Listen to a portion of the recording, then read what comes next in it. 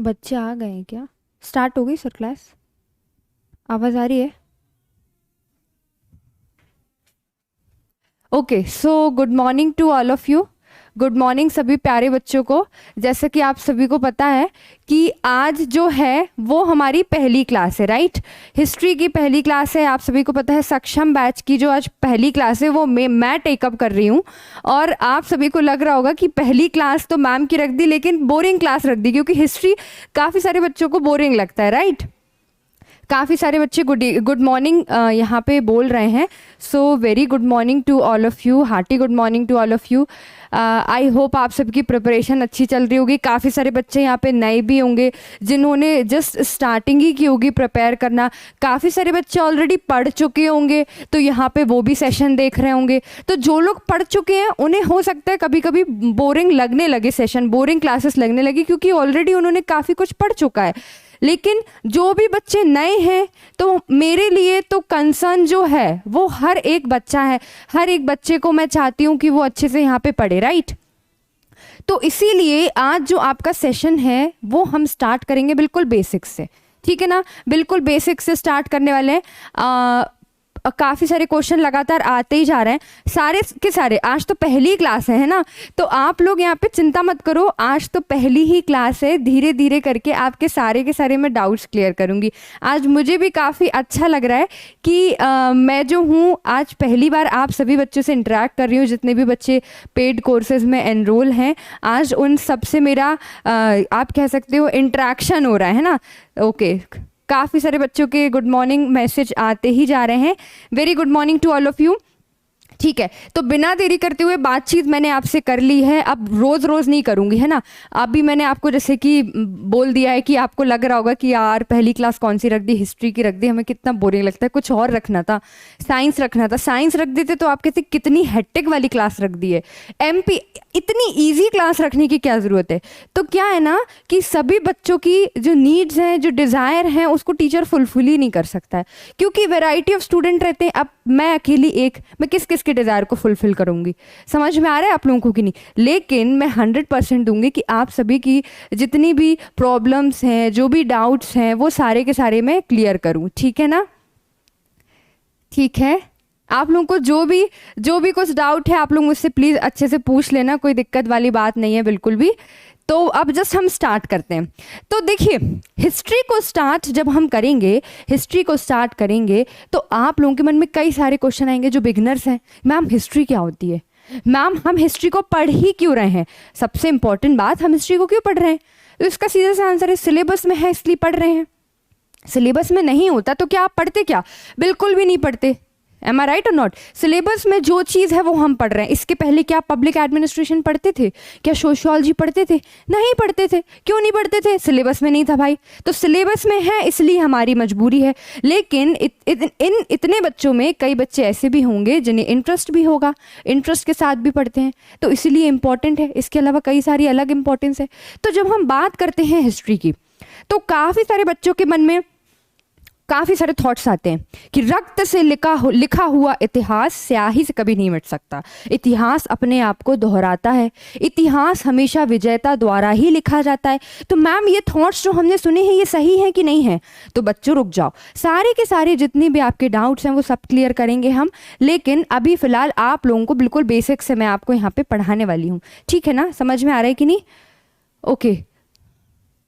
काफ़ी सारे अभी भी बच्चे जुड़ते ही जा रहे हैं।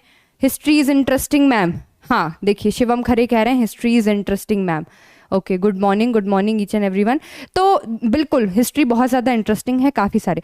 तो जब हम सबसे पहले अब हम स्टार्ट कर रहे हैं डायरेक्टली। जितनी भी बातचीत होनी थी मैंने 2-3 मिनट आप लोगों से बात करने में यहाँ पे निकाल दिया है, ठीक है? आप लोगों को हिस्ट्री मैं यहाँ पे टेकअप कर रही हूँ, आप सभी को पता है, और यहाँ पे मैं आप लोगों को डायरेक्टली हम स्टार्ट करेंगे। तो ये आपका इंडियन हिस्ट्री हम स्टार्ट कर रहे हैं। और सबसे पहला क्वेश्चन आता है कि आखिरकार हिस्ट्री क्या है? देखिए, आज जो मैं आपको पढ़ाने वाली हूँ, आज जो भी पढ़ाऊंगी बहुत ध्यान से आप लोगों को पढ़ना है, बहुत ध्यान से समझना है। अभी मैंने आप लोगों से बातचीत कर ली, now come back to the pavilion. अब मैं आपको जो भी पढ़ाने वाली हूँ आप लोगों को बताऊंगी कि इससे कौन कौन से क्वेश्चन आ सकते हैं। और आज जो टॉपिक जो 2 घंटे में हम सेशन कंप्लीट करेंगे, कल मैं उसकी आंसर राइटिंग कराऊंगी। एक एक टॉपिक खत्म करने के बाद रोज आंसर राइटिंग होगी, इसलिए अलग कॉपी खरीद के रख लेना आप। समझ में आया कि नहीं? अलग से आप लोग एक कॉपी बनाएंगे, उस कॉपी में जो भी मैं टॉपिक खत्म करवाऊंगी, क्वेश्चंस दूंगी, क्वेश्चंस जो भी दूंगी उसके आप लोग आंसर्स लिखेंगे। अगले दिन मैं आपको बताऊंगी कि इसमें एक आइडियल आंसर क्या हो सकता था, आप लोग उसमें क्या लिख सकते थे। गेटिंग द पॉइंट और नॉट? आपको समझ में आ रहा है कि नहीं? ठीक है, आपको समझ में आ रहा है कि नहीं? ठीक है, आई होप आपको समझ में आ रहा होगा। और आप लोग जो भी स्टैंडर्ड बुक्स हैं उसको प्रेफर कर सकते हो हिस्ट्री को पढ़ने के लिए, कोई दिक्कत। यहाँ पे समझ लो, पढ़ घर पे लेना, अच्छे से पढ़ घर पे लेना। समझ में आया कि नहीं? आज मॉडर्न की क्लास नहीं है, अभी मैं आपको बेसिक्स बता रही हूँ, ठीक है। तो मैंने सबसे पहले बोला यहाँ पे कि आखिरकार व्हाट इज हिस्ट्री, है ना। मैंने आपको यहाँ पे क्या बोला, क्या पूछा मैंने आपसे? आज देखिए टॉपिक्स टू बी कवर्ड में बेसिक्स ऑफ हिस्ट्री रहेगा, फिर बेसिक्स ऑफ हिस्ट्री के बाद हम लोग आ जाएंगे हड़प्पा सभ्यता पे, ठीक है ना, सिंधु घाटी सभ्यता पे, इंडस वैली सिविलाइजेशन पे। समझ में आया कि नहीं? अब यहाँ पे सबसे पहले टॉपिक्स टू बी कवर्ड में आखिरकार हिस्ट्री क्या है, सबसे पहले आपको यही पता होना चाहिए कि हिस्ट्री क्या है। अगर मैं आपसे पूछूंगी कि बताओ बच्चों हिस्ट्री क्या है, तो आप लोग सिंपल सी डेफिनेशन बोल दोगे कि study of the past is history, मतलब कि अतीत का अध्ययन करना क्या है, इतिहास है, आप ऐसा बोल दोगे। तो ठीक है, बिल्कुल सही डेफिनेशन है। तो मैं आपसे पूछूंगी बच्चों, तो क्या अतीत का सभी कुछ अध्ययन कर ले, हम सारा कुछ अध्ययन कर ले क्या? कई सारी चीजें हैं, कई सारे ऐसे रूलर्स भी हैं जिनका कोई कंट्रीब्यूशन ही नहीं है, तो क्या हम उसका भी अध्ययन कर ले? अब मैम आप व्हाट इज हिस्ट्री क्यों पढ़ा रही हो? ये तो हमें प्री में भी नहीं आता, मेंस में भी नहीं आता बेटा, इंटरव्यू में डायरेक्टली पूछते हैं हिस्ट्री क्या है, एक डेफिनेशन में बता दो, और तुमसे वही नहीं बनाना तो वही नंबर कट जाएंगे। क्लियरली बता रही हूँ, इसीलिए बेसिक्स जो हैं हमेशा इंटरव्यू में क्वेश्चंस बेसिक्स से होते हैं, और तुम अगर बेसिक्स की डेफिनेशन ही गलत बोल दोगे ना तो काम हो जाएगा। समझ में आ रहा है कि नहीं? तो यहाँ पे मैंने आपसे बोला कि हिस्ट्री क्या है, आपने बोल दिया स्टडी ऑफ पास्ट हिस्ट्री है, किसी ने बोल दिया अकाउंट ऑफ पास्ट हिस्ट्री है। अकाउंट ऑफ पास्ट, पास्ट का एक अकाउंट जिसमें उसके कॉजेस सब कुछ लिखे हों। तो यहाँ पर बात मैं कर रही हूँ, देखिए यहाँ पे मैं अभी आप लोग देखिए बहुत सारे डाउट पूछ रहे हैं, अभी आप समझ लो, है ना, अभी आप समझ लो, फिर स्लाइड्स पे फिर आप जो है डाउट पूछते रहना, कोई दिक्कत नहीं रहेगी, ठीक है। देखिए तो मैंने क्या बोला आपको कि इतिहास का अध्ययन, सॉरी अतीत का अध्ययन, है ना, अतीत का अध्ययन मतलब कि स्टडी ऑफ पास्ट। क्या हम इसको डेफिनेशन मान सकते हैं हिस्ट्री की?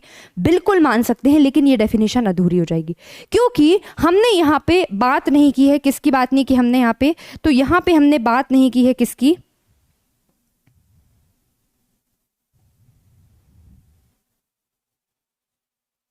हमने यहाँ पे बात नहीं करी। देखिए एक क्रोनोलॉजिकल ऑर्डर में काफ़ी सारी चीज़ें जो हैं वो घटित हुई हैं, मतलब कि काफ़ी सारी चीज़ें, मतलब कि आप सभी को पता है कि एंशंट में कुछ हुआ होगा, फिर मिडाइवल में कुछ हुआ होगा, ठीक है, फिर आपका मॉडर्न में कुछ हुआ होगा। तो इसको हम जब बोलते हैं स्टडी ऑफ पास्ट, है ना, तो इसको आपको थोड़ा डिफाइन करना होता है जब एग्जामिनर आपसे पूछता है।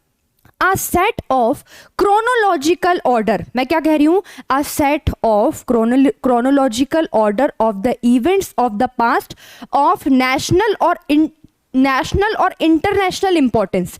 क्या समझे? मैंने कहा कि आप लोगों की इतिहास क्या है, एक सेट है, क्रोनोलॉजिकल ऑर्डर है। किस चीज का क्रोनोलॉजिकल ऑर्डर है? उन इवेंट्स का क्रोनोलॉजिकल ऑर्डर है जो कि पास्ट में हुआ है, पास्ट में, मतलब कि इसको अगर मैं हिंदी में कहूं तो ये एक क्रम है। ये किसका क्रम है? ये किसका क्रम है? यह एक घटना अनुसार क्रम है जो कि अतीत का है, पास्ट का है। समझ में आ रहा है कि नहीं? तो यहां पे अतीत, पास्ट, ठीक है, अतीत, ठीक है, इवेंट्स मतलब कि जो घटना है, और यहां पे मैं बात कर रही हूं क्रोनोलॉजी की, मतलब कि क्रम, एक पर्टिकुलर क्रम में जो इवेंट चले आ रहे हैं, और वो भी किसके, मैंने आपको बताया नेशनल और इंटरनेशनल इंपॉर्टेंस। नेशनल और मतलब कि राष्ट्रीय और अंतरराष्ट्रीय, नेशनल और इंटरनेशनल इंपॉर्टेंस की जितने भी इवेंट्स हैं उसको हमने क्या कहा है, हिस्ट्री। अब समझ गए कि नहीं? अगर कोई भी डेफिनेशन पूछेगा, कोई भी डेफिनेशन पूछेगा कि आखिरकार बता दो बच्चा हिस्ट्री क्या है, तो अब बता पाओगे कि नहीं बता पाओगे? बता पाओगे कि नहीं बता पाओगे? समझ में आ रहा है कि नहीं? समझ में आ रहा है कि नहीं आप लोगों को?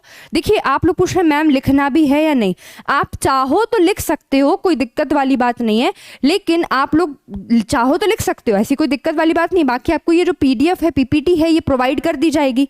समझ में आ रही है कि नहीं? तो आप इसका प्रिंट आउट निकलवा सकते हो। अभी हम बेसिक्स पढ़ रहे हैं तो आप अभी समझते चलो, अच्छे से समझ लो बस चीज़ों को, ठीक है? तो अब आपसे बन जाएगा हिस्ट्री क्या है। दूसरी चीज, ये जो हिस्ट्री शब्द है, आखिरकार ये हिस्ट्री शब्द आया कहाँ से? हमें तो नहीं पता मैम, आप ही बताइए, हम तो बिल्कुल नए बच्चे हैं। तो हिस्ट्री शब्द कहाँ से आया है? हिस्ट्री शब्द जो है, इस शब्द को दिया है एक ग्रीक हिस्टोरियन ने, जिसका नाम है हेरोडोटस। क्या नाम है? देखिए, इतिहास मूलतः ग्रीक शब्द है, ग्रीक शब्द है।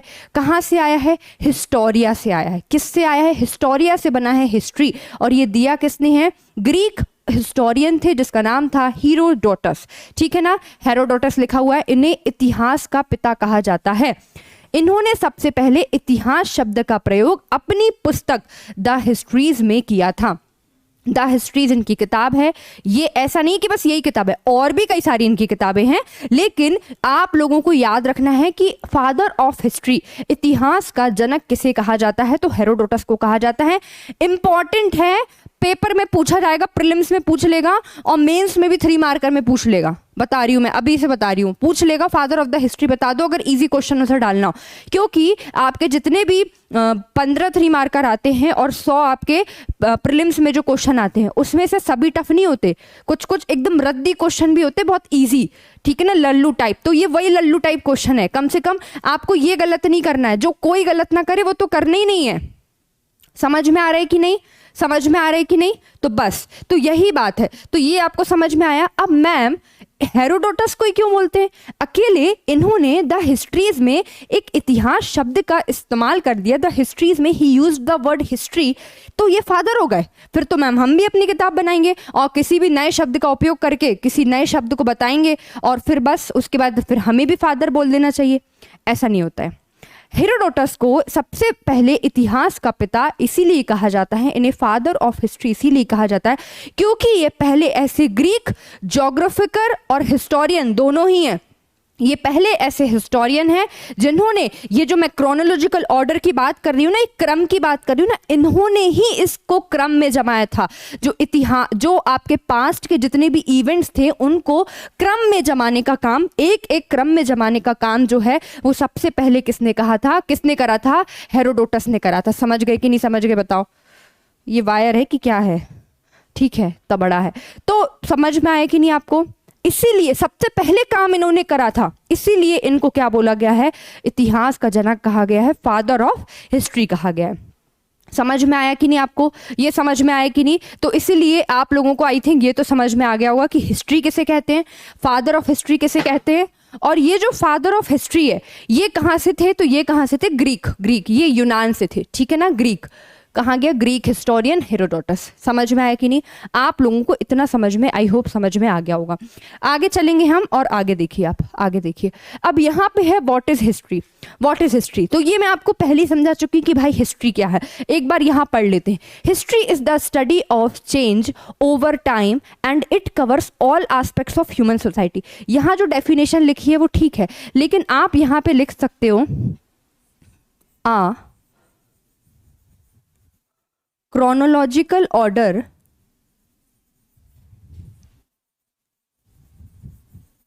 of the events of the past.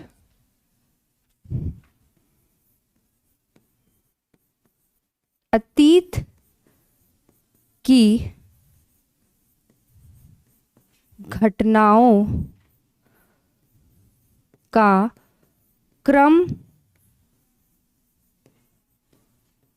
अनुसार वर्णन क्या है? इतिहास है, हिस्ट्री है। तो ये डेफिनेशन भी आपकी जो है वो चल जाएगी, ठीक है। अब इस जो घटनाएं हैं इसमें हम क्या पढ़ते हैं? क्या सारी घटनाएं पढ़ेंगे? नहीं पढ़ेंगे, ह्यूमन से रिलेटेड पढ़ेंगे। जितनी भी इंपॉर्टेंट इवेंट्स हैं, मतलब सोशल लाइफ पढ़ेंगे, पॉलिटिकल कंडीशन पढ़ेंगे, एडमिनिस्ट्रेशन कैसा था ये पढ़ेंगे, और यही सब आपको मेंस में भी आने वाला है। मैं आपको अभी से बता दे रही हूँ। तो आप जब भी एक टॉपिक को पढ़ोगे, आज से ही नोट डाउन कर लो, किसी भी टॉपिक को आप पढ़ोगे तो आपको क्या क्या पढ़ना है, उसका पहले बेसिक पढ़ना है कि भाई उसका ओरिजिन कहाँ से हुआ है। उसके बाद आपको पढ़ना है, क्या पढ़ोगे आप लोग, फिर उसके बाद आपको नेक्स्ट पॉइंट पढ़ना है कि आखिरकार उसकी सोशल लाइफ कैसी थी, पॉलिटिकल कंडीशन कैसी थी, एडमिनिस्ट्रेशन कैसा था, ज्योग्राफिकल कंडीशंस कैसी थी। ठीक है, ये सारी की सारी चीज़ें। अगर कंपैरिजन हो रहा है तो कंपैरिजन, पोजीशन ऑफ विमेन है तो पोजीशन ऑफ विमेन, ये सारे के सारे क्वेश्चन मेंस में आते हैं, इसलिए अभी से बता दे रही हूँ। ठीक है, अभी से अपने दिमाग को मेंस ओरिएंटेड कर लोगे तो आप लोगों का काम बहुत अच्छे से बन जाएगा और आप लोग जो है बिल्कुल मतलब कि ब्रिलियंट स्टूडेंट बन जाओगे। समझ गए कि नहीं समझ गए? तो ये आपका क्या हो गया, इतिहास क्या है, आगे चलेंगे। देखो मैं सारी की सारी चीज़ें आपको बहुत डिटेल में एक्सप्लेन करके बता रही हूँ, ठीक है ना। मैम कौन सी यूनिट कवर होगी इस कोर्स में? बेटा सोना पूछ रही, सोना सारी यूनिट कवर होगी, सारी की सारी। अभी थोड़ी ही देर बाद हम डायरेक्टली हड़प्पा सिविलाइजेशन, सिंधु घाटी सभ्यता शुरू कर देंगे। उसके पहले बेस बना लो, बेस नहीं बनेगा तो बाद में आपको दिक्कत जाएगी इंटरव्यू के टाइम पे। ठीक है, अब यहाँ पे बात हो रही है डिवीजन ऑफ इंडियन हिस्ट्री, कि इंडियन हिस्ट्री को हमने कितने पार्ट्स में डिवाइड कर रखा है। बात करेंगे अगर हिस्ट्री को, तो आप लोगों को पता है इतिहास जो है ना, हिस्ट्री जो है, काफ़ी सारे बच्चे हिंदी मीडियम के भी हैं, इसलिए मैं उनका भी ध्यान रख के इतिहास जो हम पढ़ते हैं, एक तो वो पढ़ते हैं वर्ल्ड का, वर्ल्ड हिस्ट्री, और एक पढ़ते हैं इंडियन हिस्ट्री। अब वर्ल्ड हिस्ट्री हमारे सिलेबस में नहीं है, वर्ल्ड हिस्ट्री हमारे सिलेबस में नहीं, इसलिए हमें नहीं पढ़ना है। समझ में आया कि नहीं? आपको क्या पढ़ना है, आपको पढ़ना है इंडियन हिस्ट्री। समझ गए कि नहीं? अब इंडियन हिस्ट्री आप लोगों को पढ़ना है, तो ये इंडियन हिस्ट्री जो है ये आपके 3 पार्ट में डिवाइड है। ये 3 पार्ट में डिवाइड है। कौन कौन से 3 पार्ट है देखो आप। Part A, history of ancient India, ठीक है ना। पार्ट ए में क्या है, प्राचीन भारत का इतिहास। पार्ट बी में देखेंगे तो ये प्राचीन नहीं है, ये आपका मिडिवल है, ठीक है ना, मिडिवल। और यहाँ पे मैं लिख दे रही हूँ मध्य भारत का इतिहास। ये क्या है, मध्य भारत का इतिहास है। ठीक है, अगर मैं बात करूंगी प्राचीन इतिहास तो पुरा पाषाण युग से, मतलब कि पैलियोलिथिक एज से प्री मिडिवल पीरियड तक रहेगा। और अगर मैं बात करूंगी मिडाइवल की, तो मुस्लिम इन्वेजन जो हुआ था, ठीक है, invasion of Muslims in India to disintegration of Mughal. अभी जो बच्चे नए हैं ना, उनको ये समझ में नहीं आ रहा होगा, तो चिंता मत करो। समझ में आया कि नहीं? ये हाँ, क्या हिमांशी ने क्वेश्चन पूछा है बेटा, सिंधु के पहले स्टोन एज नहीं पढ़ेंगे मैम। बिल्कुल, देखो सिलेबस में नहीं लिखा है, मेंस के सिलेबस में स्टोन एज नहीं लिखा है, सब लोग सुन लो। लेकिन आपके प्रीलिम्स में स्टोन एज से भी क्वेश्चन कभी कभी आ जाते हैं, मैं अभी बता रही हूँ। तो पढ़ना पड़ेगा, मेंस में नहीं पढ़ना पड़ेगा, प्री के लिए पढ़ना पड़ेगा। समझ गए कि नहीं? उसके बाद इंटरव्यू तक तो पहुंचना है ना, तो इंटरव्यू में भी स्टोन एज से क्वेश्चन पूछ लेते, क्योंकि वो बेसिक है, इसलिए पढ़ लो। अभी पढ़ लोगे तो बाद में काम में आ जाएगा। समझ में आया कि नहीं? अब देखो यहाँ पे from invasion of Muslims to disintegration, और यहाँ पे पार्ट सी में जो मॉडर्न हिस्ट्री है, आधुनिक भारत का इतिहास है, उसमें हम ब्रिटिशर्स का जो आगमन हुआ था, मतलब कि यूरोपियन, जिसमें पोर्टुगीज, जो डैनिश हैं, फ्रेंच है, वो सब आ जाते हैं। तो यूरोपियन लोगों के भारत आगमन से लेकर स्वतंत्रता तक, मतलब कि from the arrival of European to India struggle for independence. और इसके बाद आपका आ जाता है पोस्ट इंडिपेंडेंस। अब मैं आपको बता दे रही हूँ, पोस्ट इंडिपेंडेंस मेंस में मेंशन है। पोस्ट इंडिपेंडेंस हम पढ़ेंगे, लेकिन पहले इतना तो पढ़ ले। आपको इकट्ठा खाना तो खिला नहीं सकती हूँ मैं कि यहाँ तक खिला दिया फिर उल्टी आ रही है। समझ में आ रहा है कि नहीं? समझ में आ रही है कि नहीं आप लोगों को? किसी ने पूछा मैम एनसीईआरटी इंक्लूडेड होगी या नहीं? एनसीईआरटी की सीरीज आपके लिए अलग से बनाई जाएगी। एनसीईआरटी की जो सीरीज है वो आपके लिए अलग से यहाँ पे अपलोड की जाएगी, ताकि आपको एनसीईआरटी जब पढ़ना है तो वहां से कवर कर लेना, ठीक है ना। मैम इसमें प्री भी कवर हो जाएगा क्या? ना बिल्कुल कवर होगा, प्री प्लस मेंस दोनों कवर होगा, क्योंकि ये फाउंडेशन कोर्स है। समझ गए कि नहीं समझ गए? ठीक है, अब आगे चलते हैं। अब यहाँ पे बात हो रही है सोर्सेस की। अब सोर्सेस हमें क्यों पढ़ने होते हैं? आप देखो इतिहास में पास्ट में अतीत में जो भी कुछ हुआ है, हमें कैसे पता चलेगा? मैं तो उस टाइम पे थी नहीं, और मेरी तो एज भी इतनी नहीं लगती है कि आप लोग कहो कि मैम आप जो हुआ था आप खुद ही बता दो। तो मैं भी उस टाइम पे नहीं थी, आप भी उस टाइम पे नहीं थे, तो हमें कैसे पता लगेगा? तो उसके लिए होते हैं सोर्सेस। और सोर्सेस जो हैं, हर बार मैं बता रही हूं, एमपीपीएससी में प्री में भी क्वेश्चन आता है, 3 मार्कर में मेंस में भी क्वेश्चन आता है। इनफैक्ट इस बार तो साइंटिफिक बुक के ऊपर 5 मार्कर में मेंस में डायरेक्टली क्वेश्चन बना था। तो बुक्स जो हैं इतनी ज़्यादा इंपॉर्टेंट है आपके लिए। इस बार का प्री उठा लो, 3-4 क्वेश्चन नहीं मिले बुक से तो बता देना मुझे। तो इसीलिए हम अभी तो आपको सिर्फ मैं एग्जांपल बताऊंगी, क्योंकि अभी कहानी नहीं बताऊंगी तो आपको समझ में नहीं आएगा। बट सोर्सेज जो हैं हिस्ट्री के वो बहुत इंपॉर्टेंट है, ठीक है ना। आयुष नायक पूछ रहे तो मैम एनसीईआरटी दोनों के नोट्स पढ़ना पड़ेंगे। एनसीईआरटी उन बच्चों को पढ़ना पड़ेगा जिनके बेसिक्स बिल्कुल क्लियर नहीं है। बाकी फाउंडेशन कोर्स में आप लोगों के बेसिक्स भी क्लियर हो जाएंगे तो दिक्कत नहीं होने वाली है। समझ गए कि नहीं समझ गए? समझ गए कि नहीं? और अगर आपको लग रहा है कि हाँ मेरी हिस्ट्री वीक है यार, मैं नहीं कर सकती हूँ, मैं नहीं कर सकता हूँ, तो पढ़ लेना, आप ही के लिए अच्छा है, ठीक है। तो यहाँ पे जब हम क्लासिफिकेशन करते हैं, तो यहाँ पे जब सोर्सेज के क्लासिफिकेशन करते हैं तो एक तो आपके आते हैं लिटरेरी सोर्सेज। कौन से आते हैं यहाँ पे बच्चों? लिटरेरी सोर्सेज, ठीक है। साहित्यिक सोर्स मतलब कि साहित्य है, ये लिखे हुए हैं, समझ में आ रहा है कि नहीं? ये लिखे हुए हैं। मैम एनसीईआरटी स्किप नहीं कर सकते, बस जो आप पढ़ा उसी को अच्छे से कर ले। हाँ ठीक है, आप बस जो मैं पढ़ा रही हूँ उसको अच्छे से समझ लो, ध्यान से कर लो, आपका काम हो जाएगा, ठीक है। अब यहाँ पे ध्यान दे दो। लिटरेरी सोर्सेस की अगर मैं बात करूंगी यहाँ पे, तो यहाँ पे 2 टाइप के होते हैं। मतलब कि साहित्य मतलब आप समझ रहे हो ना, मतलब कि कॉपीज में लिखे हुए हैं, मतलब कि एक आपके पन्ने हैं उस पर चीज़ें लिखी हुई हैं, बातें लिखी हुई हैं, डिफरेंट ऑथर्स ने लिखे हुए हैं। तो ये लिटरेरी सोर्सेस में एक तो आपके रिलीजियस हैं, मतलब कि जब बुद्धिज़्म आया, जैनिज़्म आया या शैव सेक्ट हो, जो भी आपके रिलीजियस रिफॉर्म हुई हैं, उनसे रिलेटेड सारे के सारे टेक्स्ट जो हैं वो होते हैं किसके अंडर कहलाते हैं? वो रिलीजियस के अंदर।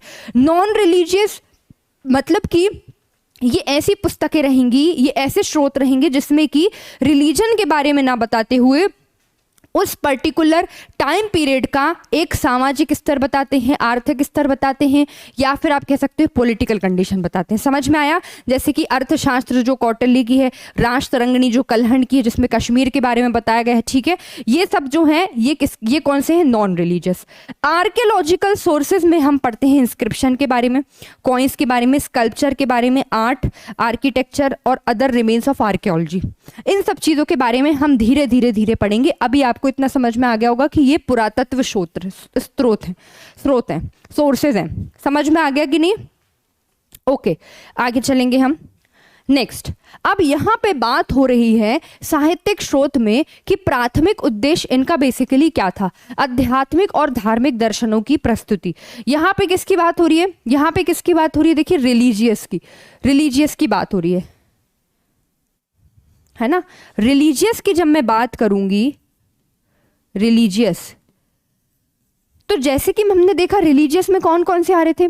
जैनिज्म के, बुद्धिज्म के आ रहे थे कि नहीं? हिंदू रिलीजन भी इंक्लूड होता है उसमें। हिंदू रिलीजन की जब मैं बात करूंगी तो उसमें आप क्या जाते हैं? वैदिक लिटरेचर, वेदांग, ठीक है, रामायण, महाभारत, ये कौन है? ये एपिक है आपके, ठीक है, ये एपिक है। फिर उसके बाद पुराण आ जाते हैं, पुराण आदि, ठीक है, ये सारे के सारे वैदिक साहित्य। तो जैसे आपको पता है 4 वेद होते हैं, जब हम वैदिक एज पढ़ेंगे तब उसमें डिटेल में पढ़ेंगे। अभी आपको सिर्फ इतना समझना है कि ये जस्ट एग्जाम्पल है, और इनका मेन मोटिव क्या है भाई? हम इनको क्यों पढ़ रहे हैं? क्यों?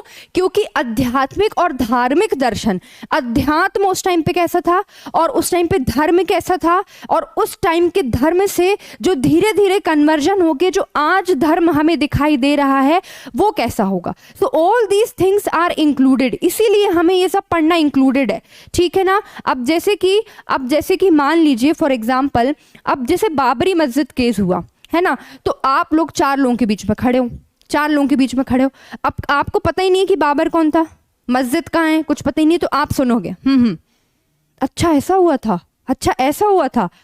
लेकिन अगर आपको हिस्ट्री का थोड़ा बहुत भी ज्ञान है तो आप वहां पे खड़े होगे, वो बोलेगा कि बाबर ने यहाँ पे मस्जिद तोड़वाई थी तो ऐसा हुआ था, आप बोलोगे रुको बेटा, बाबर ने नहीं तोड़वाई थी, बाबर के एक कमांडर ने तोड़वाई थी। तो ये होता है ज्ञान, ठीक है। और हिस्ट्री से रिलेट आप कहीं भी घूमने जाओगे, अपने मदर फादर उनको बताओगे कि ये ताजमहल है, ये आगरा में बना हुआ है, ये तो आप लोगों को दिख रहा है। आगरा के पहले कहाँ बनना था पता है? बुरहानपुर में बनना था, लेकिन संगमरमर की खदानें दूर होने के कारण कहाँ बन गया? आगरा में बन गया। तो आपके पेरेंट्स भी इंप्रेस होंगे कि नहीं? 4 लोग इंप्रेस होंगे कि नहीं कि क्या नॉलेज है बच्चे में, प्रैक्टिकल कितनी अच्छी नॉलेज है जो सामने हमें दिख रहा है। समझ में आया कि नहीं? तो इसीलिए जो आप लोगों की हिस्ट्री है, सोर्सेज है, वो बहुत ज़्यादा इंपॉर्टेंट रोल प्ले करती है। आगे चलेंगे। अब देखिए यहाँ पे बात हो रही है बुद्धिस्ट लिटरेचर, मतलब रिलीजियस टेक्स्ट की हम बात कर रहे हैं। हमने यहाँ पे, आपने देखा कि नहीं, देखिए यहाँ पे एक चीज समझ लो, आपको समझ में नहीं आ रहा हो तो यहाँ हमने देखा कि आपके स्रोत में लिटरेरी सोर्सेज हैं। लिटरेरी सोर्स में सबसे पहले कौन सा है? रिलीजियस। रिलीजियस में कौन कौन से हैं? ब्राह्मण, जैनिज्म, बुद्धिज्म। तो सबसे पहले हमने यहाँ पे ब्राह्मण में आपके वेद आ जाते हैं, वेद, महाभारत, ये सब आ जाते हैं, ये देखा।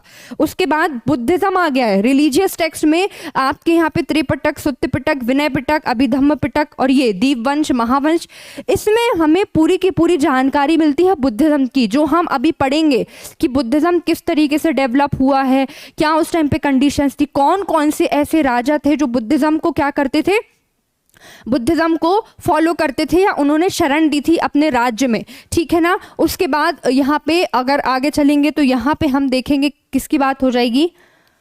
जैन लिटरेचर की। जैन लिटरेचर मतलब जैन साहित्य की अगर मैं बात करूं तो ये अगम, ये जो अगम शब्द है ना, ये 3 मार्कर में पूछा जाता है। आगम, आगम बोलते हैं इसको। तो आगम जो है ये 3 मार्कर में पूछते हैं। आगम लिख देंगे कि क्या है। तो सबसे पहले तो आपको यही बताना पड़ेगा कि आगम कुछ और नहीं बल्कि जैन लिटरेचर है, जो जैन साहित्य है उसी को बोला जाता है आगम। समझ में आए कि नहीं? इसमें कौन कौन से इंक्लूडेड है तो आप देख लो यहाँ पे, ठीक है। आचारंग सूत्र है, नया धम्म कहो है, ओवसांग दसाओं है, भगवती सूत्र है, जिसमें से भगवती सूत्र जो है वो इंपॉर्टेंट है, ठीक है। ये सारी की सारी चीजें हम आगे भी देखेंगे, मैं आपको फिर बता रही हूं। अभी आप बुक्स के नाम देख लो, आप धीरे धीरे मैं बुक्स के नाम लेती जाऊंगी तो आपको याद हो जाएंगे, ऑटोमेटिक याद हो जाएंगे, ठीक है ना। ओके, उसके बाद हम आगे चलेंगे और यहाँ पे बात हो रही है नॉन रिलीजियस टेक्स्ट की। किसी ने क्वेश्चन पूछा रिकॉर्ड्स ऑफ फॉरेन ट्रैवलर किस में आएंगे, तो records of foreign travel non religious text में आएंगे, ठीक है ना। नॉन रिलीजियस टेक्स्ट में आएंगे क्योंकि वो रिकॉर्ड्स हैं, मतलब है तो वो टेक्स्ट। समझ में आया? मयंक शर्मा पूछ रहे हैं, तो है तो वो टेक्स्ट, तो मतलब कि टेक्स्ट है तो मतलब वो लिटरेचर है। लेकिन फॉरेन ट्रैवलर्स का है तो कई सारे फॉरेन ट्रैवलर्स जो हैं, जितने भी आए हुए हैं, उन्होंने रिलीजन के ऊपर कॉमेंट नहीं किया है, इसीलिए वो नॉन रिलीजियस टेक्स्ट के अंदर आएंगे और उसको हमने सेपरेट कैटेगरी में अलग से रखा हुआ है। नॉन रिलीजियस टेक्स्ट में जैसे कि आप सभी को पता है फेमस जो है अर्थशास्त्र। अर्थशास्त्र पे 3 मार्कर आता है, तो आप लिख सकते हो अर्थशास्त्र। तो पहला पॉइंट आप क्या लिख सकते हो? पहला पॉइंट लिख सकते हो Arthashastra is a book written by Kautilya. Arthashastra एक पुस्तक है जिसके कवि कौन है, जिसे किसने लिखा है? जिसे लिखा है कौटिल्य ने। और कौटिल्य कौन है? विष्णुगुप्त, यस और नो, चाणक्य, उन्हीं का नाम है कौटिल्य। तो मैं आपको ये बता रही थी, तो पहला पॉइंट ये हो गया। दूसरा पॉइंट आप लिख सकते हो कि कौन सी लैंग्वेज में लिखा है, तो कौन सी लैंग्वेज में लिखा है? संस्कृत लैंग्वेज में लिखा है। तीसरा पॉइंट आप लिख सकते हो यहाँ पे किसी भी कोई भी बुक आए, कॉमन पॉइंट बता रही हूँ, ठीक है। आप यहाँ पे तीसरा पॉइंट लिख सकते हो कि आखिरकार ये जो बुक है इसमें बेसिकली किस चीज के बारे में वर्णन किया है डिटेल में।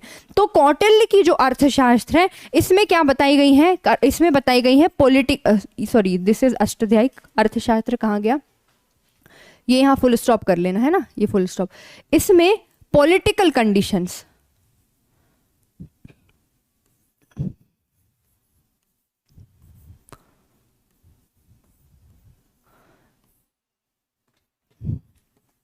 राजनीतिक पॉलिटिकल कंडीशंस बताई गई हैं मौर्य एम्पायर की। समझ में आया कि नहीं? सेकंड है अष्टाध्यायी।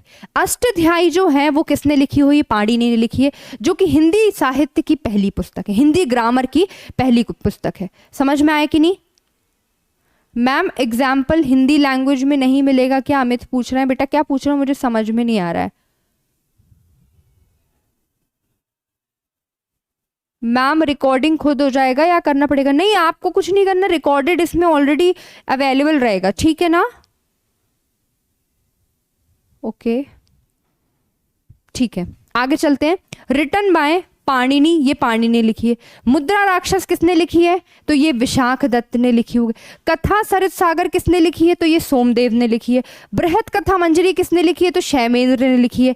नीतिसार, नीतिसार अगेन इंपॉर्टेंट 3 मार्कर के लिए बता रही हूँ। नीतिसार पूछा जाता है, ये कामंडक की किताब है, इंपॉर्टेंट है, बहुत इंपॉर्टेंट है, अभी बता रही हूँ।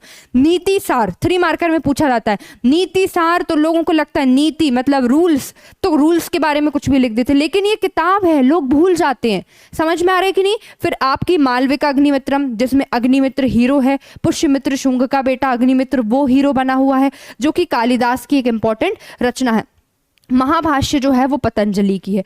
तो ये बुक्स हैं, जब पर्टिकुलर टाइम पीरियड में जब हम बात करेंगे कि कौन किस राज्य के कवि थे, उन्होंने लिखा है, क्यों लिखा है, कैसा लिखा हुआ है, तो हाँ, एक अर्थशास्त्र में इकोनॉमिक कंडीशंस भी हैं। श्रेष्ठ पूछ रहे हैं, बिल्कुल इकोनॉमिक कंडीशंस भी लिखी हुई हैं। आप ये भी 3 मार्कर में लिख सकते हो। जब मौर्य पढ़ाऊंगी तो और डिटेल में पढ़ाऊंगी, ठीक है ना? अभी सिर्फ हम बेसिक्स पढ़ रहे हैं। समझ में आया कि नहीं? ये भी आप लिख सकते हो, बिल्कुल सही बात है, ठीक है। आगे चलते हैं। आगे यहाँ पे आ गए अकाउंट्स ऑफ फॉरेन ट्रैवल, जो कि कोई बच्चा पूछ रहा था। तो फॉरेन ट्रैवल्स के जो अकाउंट हैं उसको हमने एक सेपरेट कैटेगरी दे रखी है, उसको सेपरेटली हम पढ़ाते हैं। अब यहाँ पे जब हम देखेंगे तो यहाँ पे कई सारे फॉरेन जो हैं वो इंडिया में इन्वेड हुए थे, मुस्लिम्स के अलावा। आप देखोगे ग्रीक्स की अगर मैं बात करूंगी तो हेरोडोटस सबसे पहले फादर ऑफ हिस्ट्री, जिसे इतिहास के जनक, इतिहास के पिता के रूप में जाना जाता है। फिर उसके बाद है नियार्कस, मेगास्थनीज की एक इंपॉर्टेंट बुक है जिसका नाम है इंडिका। क्या नाम है? इंडिका। ये आप लोगों को पता होना चाहिए। फिर आपके बाद Plutarch, Arrian, Strabo again important हो जाएगा, प्लीनी की नेचुरल हिस्ट्री बुक है, और टॉलमी। ये कुछ इंपॉर्टेंट हो जाएंगे, हालांकि ये उतने इंपॉर्टेंट नहीं। ये इंपॉर्टेंट है, ये इंपॉर्टेंट है, ये this one is important, and Herodotus, ठीक है। चाइनीज की अगर मैं बात करूंगी तो फाहियान आए थे, हुइंगसांग आए थे, ई सिंग आए थे, और सोंगयू, जिसमें से सोंगयू इतने इंपॉर्टेंट नहीं, बाकी के 3 इंपॉर्टेंट है, ठीक है। धीरे धीरे जब हम पढ़ेंगे कि फाहियान कब आए थे तो गुप्त, अभी तो टाइम है उसको पढ़ने में, बट यहाँ फिर भी आप लोगों को मैंने एक ब्रीफ में बता दिया कि इस किताब से भी हमें काफ़ी कुछ जानकारी मिलती है। जैसे फाहियान जो है वो गुप्त एम्पायर, जो चंद्रगुप्त विक्रमादित्य है ना, चंद्रगुप्त 2 विक्रमादित्य, जिन्हें उज्जैन के राजा के नाम से जाना जाता है। उज्जैन की नगरी जो है इन्होंने ही बसाई थी, मतलब उज्जैन इनकी दूसरी कैपिटल थी। उन्हीं के टाइम पीरियड में फाहियान जो है उन्होंने विजिट किया था। फाहियान एक बुद्धिस्ट मॉन्क थे, ये आपको फोटो दिख रही है फाहियान की, ये फाहियान है, ये एक बुद्धिस्ट मॉन्क थे। और फाहियान जब भारत आए थे तो ये कई सारे कलेक्शन, बुद्धिस्ट लिटरेचर के कई सारे कलेक्शन करने के लिए आए हुए थे। और यहाँ पे जब वो आए थे तो यहाँ पे वो मिले थे, और उन्होंने क्या कहा था? उन्होंने कहा था कि जो मालवा का क्लाइमेट है वो best climate of the world है। समझ में आया कि नहीं? तो ये भी आपकी ये जो है वो इम्पोर्टेंट। क्लास रुक रही है, किसी ने वो बोला है, आई थिंक अभी नहीं रुक रही होगी, है ना, ठीक है।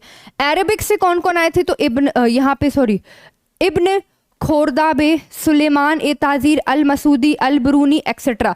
अभी जब हम मिडाइवल पढ़ेंगे, मध्यकालीन भारत पढ़ेंगे, मध्यकालीन, ठीक है, मध्यकालीन इतिहास पढ़ेंगे, मिडाइवल पढ़ेंगे, तो हम जितने भी आपके अरब से ट्रैवलर आए हुए हैं या फिर जो टर्किश हैं, जितने भी हैं, तुर्क से आए हैं, वो सारी की सारी जो भी आपकी यहाँ पे आप कह सकते हो अकाउंट जो भी इन्होंने लिखा है, जो भी इनके टेक्स्ट हैं, साहित्य हैं, वो हम मिडीवल में पढ़ लेंगे। तो ये आपके कुछ सोर्सेज हैं जो कि अगेन आपके इंपॉर्टेंट हो जाते हैं। आगे चलेंगे। आगे यहाँ पे बात हो रही है, यहाँ पे मतलब सोर्सेज हमने डिस्कस कर लिए कि ये आपके बेसिकली क्या रहेंगे, सोर्सेज, जिससे हमें इतिहास के बारे में पता चलता है। अब आप लोगों को इंटरव्यू का सबसे इंपॉर्टेंट क्वेश्चन मैं बताने जा रही हूँ, जो कि आपके सामने लिखा हुआ है। मुझसे ही जब इस बार का मेरा इंटरव्यू था तो सिंपल सा उन्होंने, क्योंकि मेरा MA हिस्ट्री से, उन्होंने मुझसे एक सिंपल सा क्वेश्चन पूछा था कि Prachi tell me the difference between pre history and proto history. ऐसे क्वेश्चन पूछते हैं, अभी बता दे रही हूँ, ऐसे क्वेश्चन पूछते हैं।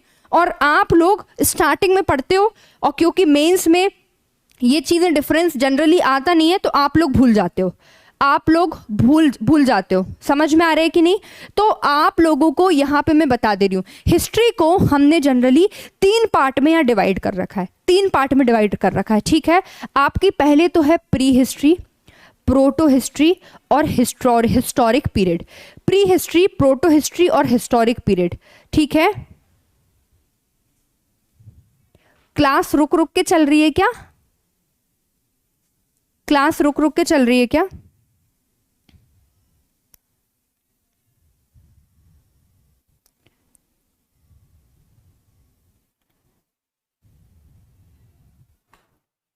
अभी भी क्लास रुक रुक के चल रही है? प्लीज मुझे एक बार बता दो।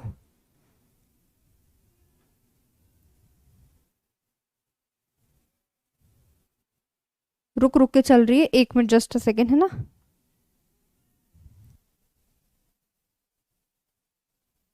मैम सही चल रही है मतलब क्लास?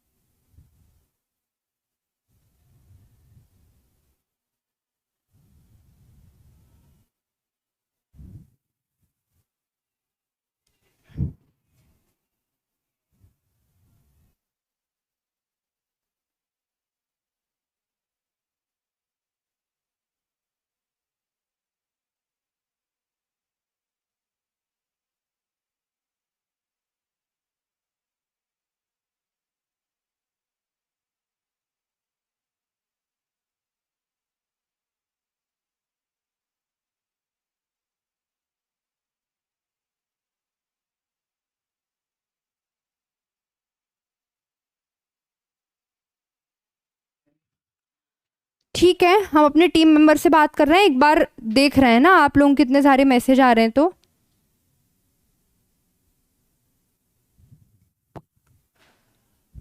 सर क्लास चल रही है सही एकदम? यहां से तो कहना है क्लास एकदम ठीक चल रही है। आई थिंक आप लोगों को अब सही है, स्मूथ चल रही है ना? चलिए ठीक है। तो आप लोग अननेसेसरी प्लीज मैसेज मत किया करो, नेटवर्क इशू है, ये है वो है। जब जेन्युइनली होता है ना तभी बोला करो। समझ में आ रहा है कि नहीं? और कई सारे बच्चे बोल रहे हैं हिंदी में, हिंदी हिंदी हिंदी। अब आप मेरी बात ध्यान से सुन लो, एक चीज मैं आपको अच्छे से बता दे रही हूँ, आप लोगों का मेन ऑब्जेक्टिव है पढ़ना, ठीक है। मैं आपको हिंदी इंग्लिश दोनों में ही पढ़ा रही हूँ। आप लोगों का ध्यान अगर बार बार इंग्लिश के शब्दों पे जाएगा तो आप लोग भी नहीं पढ़ पाओगे, और इंग्लिश मीडियम वालों का हिंदी के शब्दों पे जाएगा तो वो भी नहीं पढ़ पाएंगे। इसलिए आप लोगों को अच्छे से पढ़ना है। समझ में आ रहा है कि नहीं आ रहा है आप लोगों को? सही चल रही, ठीक है। मैं आपको क्या बता रही थी, बहुत इंपॉर्टेंट चीज, प्री हिस्टोरिक, प्रोटो हिस्टोरिक और हिस्टोरिक पीरियड के बीच में डिफरेंस मैं आप लोगों को बता रही थी। देखिए यहां पे जब मैं बात करती हूँ प्री हिस्टोरिक की मैं बात कर रही हूँ, तो प्री हिस्टोरिक की जब मैं बात करूंगी तो यहां पे क्या होता है कि अभी जब ह्यूमन जो है वो सिर्फ अभी उसका डेवलपमेंट उतना नहीं हुआ है, डेवलपमेंट नहीं हुआ है जैसे कि आप हैं और मैं हैं। अब हमारे पास तो क्या है, हमें जॉब चाहिए कि नहीं चाहिए, तो हमारे पास पढ़ाई करने के लिए। लेकिन उस टाइम पे ह्यूमन को थोड़ी पढ़ाई करनी होती थी, उस टाइम पे ह्यूमन को थोड़ी जॉब चाहिए पड़ती थी। इसीलिए उस टाइम पे आप देखोगे तो उस टाइम पे हमारे पास कुछ लिटरेरी एविडेंसेस नहीं हुआ करते थे। समझ में आ रहा है कि नहीं? बिल्कुल इतिहास, जब आप लोग अर्ली मैन, जो आप लोग बचपन में अर्ली मैन टाइप पढ़ते थे ना, अर्ली मैन, तो ये वही बात है। तो उसी को क्या बोलते हैं, प्री हिस्टोरिक। मतलब कि प्री हिस्टोरिक में यहां पर जब आप देखोगे तो रिटर्न एविडेंसेस नहीं है, क्योंकि अर्ली मैन है, उतना डेवलपमेंट नहीं हुआ है। लेकिन क्योंकि इंसान है तो इंसान कुछ चीजों का इस्तेमाल तो करता होगा। इसका मतलब है हमारे पास कुछ कुछ चीजों के साक्ष्य जो है, एविडेंस है, वो जरूर मिलेंगे। समझ में आ रहा है कि नहीं? आदि मानव, समझ में आ रहा है कि नहीं? अर्ली मैन्स को क्या बोलते हैं, आदि मानव। तो उस टाइम पे कुछ ना कुछ साक्ष्य तो मिलेंगे। तो ओनली आर्कियोलॉजिकल एविडेंसेस हमारे पास अवेलेबल है। कौन से एविडेंसेस अवेलेबल है? आर्कियोलॉजिकल। समझ में आया कि नहीं? आर्कियोलॉजिकल जो एविडेंसेस हैं वो यहाँ पे अवेलेबल हैं। प्री हिस्टोरिक, देखिए अब मैं आप लोगों को एक चीज बता देना चाहती हूँ। अभी आप लोग पीपीटी से रिलेटेड, आंसर राइटिंग से रिलेटेड ये सब क्वेश्चन प्लीज मत पूछिए, भी जो मैं पढ़ा रही हूँ वहां ध्यान दीजिए, ठीक है ना? अभी जो आंसर जो है कैसे भेजेंगे, क्या करेंगे, आपसे सब कनेक्ट कर लिया जाएगा, सब कुछ आपसे बात मैं कर लूंगी। लेकिन अभी जो मैं पढ़ा रही हूँ प्लीज उस पर ध्यान दो, क्योंकि मैं भी बार बार डिस्टर्ब होती हूँ, आपके भी कंटिन्यूसली यहाँ पे क्वेश्चन आए जाते हैं। समझ में आ रहा है कि नहीं?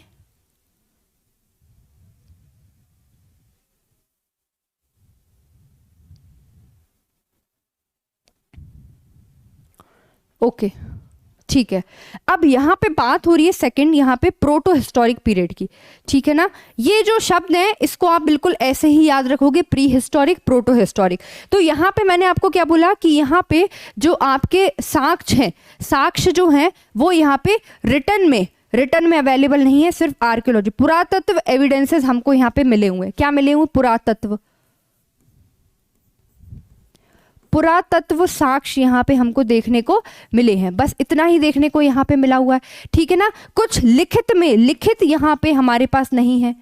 लिखित रूप नहीं है। तो इसको बोला गया है क्या, क्या बोला गया है, प्री हिस्टोरिक। ठीक है, प्री हिस्टोरिक। इसका सबसे अच्छा जो एग्जाम्पल है वो है पैलियोलिथिक एज। अभी पैलियोलिथिक एज को अगर मैं देखे कि भाई कि पैलियोलिथिक एज यहाँ पे आप देखोगे, एक बार यहाँ पे जस्ट देखोगे तो इसको बोला जाता है पाषाण युग। तो पैलियोलिथिक मतलब होता है पुरा पाषाण, पैलियोलिथिक मतलब क्या होता है, पुरा पाषाण। अभी हम ये भी डिस्कस करने वाले हैं। अब यहाँ पे जब आप देखोगे तो ये लिखित रूप रहेगा, पैलियोलिथिक कल्चर। सेकंड है प्रोटो हिस्टोरिक। प्रोटो हिस्टोरिक मतलब कि अब ह्यूमन अर्ली मैन से धीरे धीरे डेवलप हुआ है। अब जैसे ही वो यहाँ पे डेवलप हुआ है तो यहाँ पर स्क्रिप्ट लिखना वो स्क्रिप्ट लिखना उसको आने लगा, मतलब कि वो अब कुछ लिखने लगा है, उसको कुछ लैंग्वेज डेवलप करना आ गया है, उसके अंदर एक डेवलपमेंट हो गया है। तो यहाँ पर उसने यहाँ पे लिखा हुआ है, मतलब कि यहाँ पे लिखित साक्ष्य हमारे पास हैं, लिखित साक्ष्य तो हैं, साथ में आर्कियोलॉजिकल एविडेंसेस तो चलते ही जाएंगे। आर्कियोलॉजिकल एविडेंस तो कहीं जाएंगे नहीं, वो तो रहेंगे ही। यस और नो, है ना, समझ में आया कि नहीं। तो यहाँ पे आप देखोगे तो यहाँ पे पुरातत्व साक्ष्य तो कंटिन्यू रहेंगे। लिखित रूप की जब मैं बात करूंगी, लिखित रूप की बात करूंगी तो यहाँ पे आप देखोगे तो यहाँ पे हमारे पास लिखित रूप में जो साहित्य है, साहित्य है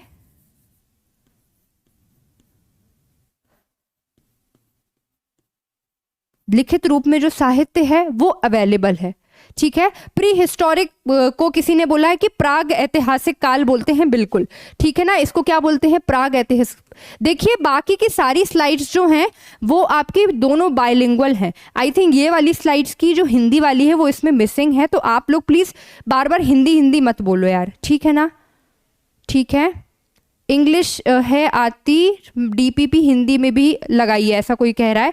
तो मैं आपको कह रही हूँ, समझ में आ गया कि नहीं, इसकी शायद एक स्लाइड मिसिंग हो रही है, मैं लगवा दूंगी आप लोगों को। इसको प्राग ऐतिहासिक काल बोलते हैं, प्री हिस्टोरिक को प्रोटो हिस्टोरिक। तो यहाँ पे लिखित रूप में साहित्य अवेलेबल है, लेकिन ये जो साहित्य अवेलेबल है हमारे पास, ये जो लिटरेचर है उसको हम पढ़ नहीं सकते। क्यों नहीं पढ़ सकते, क्योंकि हमें समझ में ही नहीं आ रहा है कि उन्होंने लिखा क्या था, उन्होंने उस टाइम पे क्या लैंग्वेज डेवलप करी थी, क्या उनकी स्क्रिप्ट थी। क्योंकि इसमें हमारे पास सबसे अच्छा जो एग्जाम्पल है वो हमें मिलता है सिंधु घाटी सभ्यता का। सिंधु घाटी सभ्यता का सबसे अच्छा जो हमें एग्जाम्पल मिलता है वो सिंधु घाटी सभ्यता का मिलता है। अब यहाँ पे सिंधु घाटी सभ्यता में ये जो लैंग्वेज हम इसको क्यों नहीं पढ़ पा रहे हैं, क्योंकि इसमें आपको कुछ ऐसे एविडेंस मिलेंगे, फिर आपको कुछ ऐसा कुछ लिखा हुआ मिलेगा, फिर ऐसा मिलेगा, फिर उसके बाद ऐसा कुछ मिलेगा। तो इसको आप पढ़ पा रहे हो कि नहीं, लेकिन आपको कुछ ओवरऑल समझ में आ रहा है कि मैम ये मछली का निशान है, ये स्वास्तिक का सिंबल है, ये कोई यहाँ पे क्रॉस का सिंबल ऐसे दिख रहा है, कुछ यहाँ पे ऐसा भी कुछ सिंबल है। तो ये उनकी इस तरीके से उनकी क्या है, राइटिंग है, स्क्रिप्ट है, जो कि हमें समझ में नहीं आ रही है। तो इसको किस में रखा गया है, यहाँ पे इसको रखा गया है प्रोटो हिस्टोरिक में। समझ में आ रहा है कि नहीं, इसको किस में रखा गया है, प्रोटो हिस्टोरिक में, मतलब लिखित रूप में है लेकिन हम इसको पढ़ नहीं पा रहे हैं। फिर आपके पास आ जाता है हिस्टोरिक पीरियड, और हिस्टोरिक पीरियड में जितने भी आपके साहित्यिक स्रोत हैं, मतलब लिटरेरी सोर्सेज हैं, उनको हम पढ़ भी पा रहे हैं, लिख भी पा रहे हैं और उसको समझ भी पा रहे हैं। सब कुछ हो रहा है इसमें, पूरे डिटेल में आपका सब कुछ हो रहा है। समझ में आ रहा है कि नहीं। तो इसमें आपका आ जाता है एंशिएंट, ठीक है ना, मतलब ऋग्वेद काल से शुरू होता है, उसके बाद जितना भी आपका चलता जाता है, फिर मौर्य काल आता है, पोस्ट मौर्य आता है, फिर गुप्त आता है, ठीक है ना, फिर मिडाइवल, फिर मॉडर्न। और सबसे ज्यादा एविडेंसेस हमारे पास किस में देखने को मिलते हैं, कब देखने को मिलते हैं, तो मॉडर्न इंडिया में देखने को मिलते हैं, ठीक है ना, आधुनिक भारत में सबसे ज्यादा देखने को मिलते हैं। समझ में आए कि नहीं, ठीक है, ये आप लोगों को आई थिंक समझ में आ रहा होगा। तो 6th सेंचुरी बीसी से, अब यहाँ पे बीसीई से मुझे याद आ गया, आप लोगों को कई सारा जो डिफरेंस है एडी और बीसी में नहीं समझ में आता होगा, है ना। तो चलो एक बार हम वही समझ लेते हैं कि आखिरकार यहाँ पे अगर हम देखेंगे तो यहाँ पे एडी और बीसी में क्या डिफरेंस है। तो देखो, सबसे पहले हमने ना एक कॉमन यहाँ पे वो ले रखी है, आप समझ सकते हो कि हमने एक कॉमन पॉइंट लिख रखा है कि यहाँ पे आप कह सकते हो birth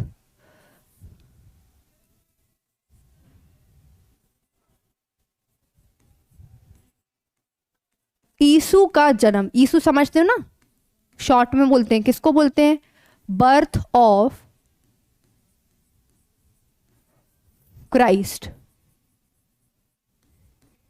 birth of Christ, Christ के बर्थ को हमने कॉमन ले रखा है। अब यहां पे क्या होता है, यहां पे जो आपकी जितनी भी हिस्ट्री चल रही, इसको हमने कॉमन मान रखा है, इस पॉइंट को कॉमन मान रखा है, और यहां आगे कुछ इवेंट्स होंगे, तो इसके पहले जितनी भी चीजें होती ना उसको हम बोलते हैं बीसी। बीसी मतलब कि इसका मतलब होता है बिफोर क्राइस्ट। क्या होता है इसका मतलब? Before Christ. हिंदी मीडियम वाले बच्चों से भी यहाँ पे बीसी और एडी का मतलब पूछ लेते, और यहाँ पे बाद में चलता है इसका मतलब होता है, एडी का मतलब होता है under domino, under Duminy, under Duminy, ठीक है ना, ये ग्रीक वर्ड है, वहां से आया हुआ है, समझ में आ रहा है कि नहीं? तो यहाँ पे इसका मतलब होता है बिफोर क्राइस्ट और इसका मतलब होता है अंडर डोमिनी। क्या मतलब हुआ इसका, मैं आपको बता देती हूँ। इसका मतलब है यीशु के जन्म के पहले, ठीक है ना, आप लोग ईसवी पूर्व लगाते हो कि नहीं, हिंदी मीडियम वाले ईसा पूर्व, मतलब कि इनके जन्म के पहले, तो उसी को इंग्लिश में बोलते हैं बीसी, बिफोर क्राइस्ट। मतलब कि ऐसी घटना जो कि क्राइस्ट के जन्म के पहले हुई हैं उसको बोलते हैं बिफोर क्राइस्ट, ठीक है ना, ईसवी पूर्व। अब यहाँ पे क्या होता है, यहाँ पे जितनी भी चीजें हैं वो आपकी कैसे क्रम में चलने वाली हैं, वो कैसे क्रम में चलने वाली हैं यहाँ पे, तो वो डिसेंडिंग ऑर्डर में चलने वाली। समझ में आ रहा है कि नहीं? यहाँ पे आप देखोगे तो यहाँ पे वो चलेंगी डिसेंडिंग ऑर्डर में, डिसेंडिंग ऑर्डर मतलब कि बड़े से छोटा, बड़े से छोटा। समझ में आ रहा है कि नहीं? मतलब कि मान लीजिए यहाँ पे 2500 है, तो यहाँ से अब आगे जाओगे तो 2000 हो जाएगा, फिर यहाँ पे 1000 हो जाएगा, फिर यहाँ पे 500 हो जाएगा। समझ में आ रही कि नहीं? फिर यीशु का जन्म होगा, फिर आपका फिर से शुरू होगा यहाँ पे, और अगेन जब यहाँ पे शुरू होगा तो 100 200 ऐसे शुरू होने वाला है। समझ में आ रहा है कि नहीं? यहाँ पे फिर उसके बाद आ जाएगा 100 200 इस तरीके से चलते चलते, और अभी क्या चल रहा है 2023, आगे आएगा 2024। तो ये जो है यहाँ का जो क्रम है वो आपका चलेगा पूरा का पूरा असेंडिंग ऑर्डर में। किस में चलने वाला है? Ascending order. असेंडिंग ऑर्डर मतलब कैसा क्रम कैसा हो जाएगा आपका, यहाँ पे कैसा हो जाएगा, छोटे से बड़ा। ये क्रम कैसा हो जाएगा आपका? छोटे से बड़ा। समझ में आ रहा है कि नहीं? ठीक है। हाँ, यहां पे किसी ने बताया एनी डोमिनी, बिल्कुल बिल्कुल सही बताया है, यहां पे आ जाएगा एनी डोमिनी, एनी डोमिनी। अब यहां एनी डोमिनी का मतलब क्या है? Under the dominion, under the dominion, under the dominion of किसके? Jesus Christ. समझ में आ रहा है कि नहीं?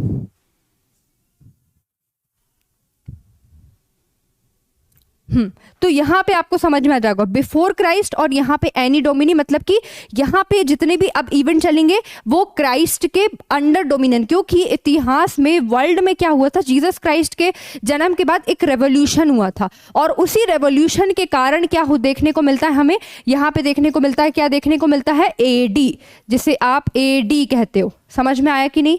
ये आपका एडी है। तो आई थिंक आप लोगों को इसका मतलब तो अच्छे से समझ में आ गया होगा कि आखिरकार एडी क्या है, बीसी क्या है। हिंदी मीडियम वाले भी इंग्लिश मीडियम वाले दोनों को समझ में आ गया होगा, ठीक है ना। और आप लोग इसके पीछे क्या लगाते हो? ईसा पूर्व, और फिर इसके बाद से यहाँ पे क्या लगवाते हो? ईसवी लगाते हो, ईसवी, और यहाँ पे लगाते हो ईसा पूर्व।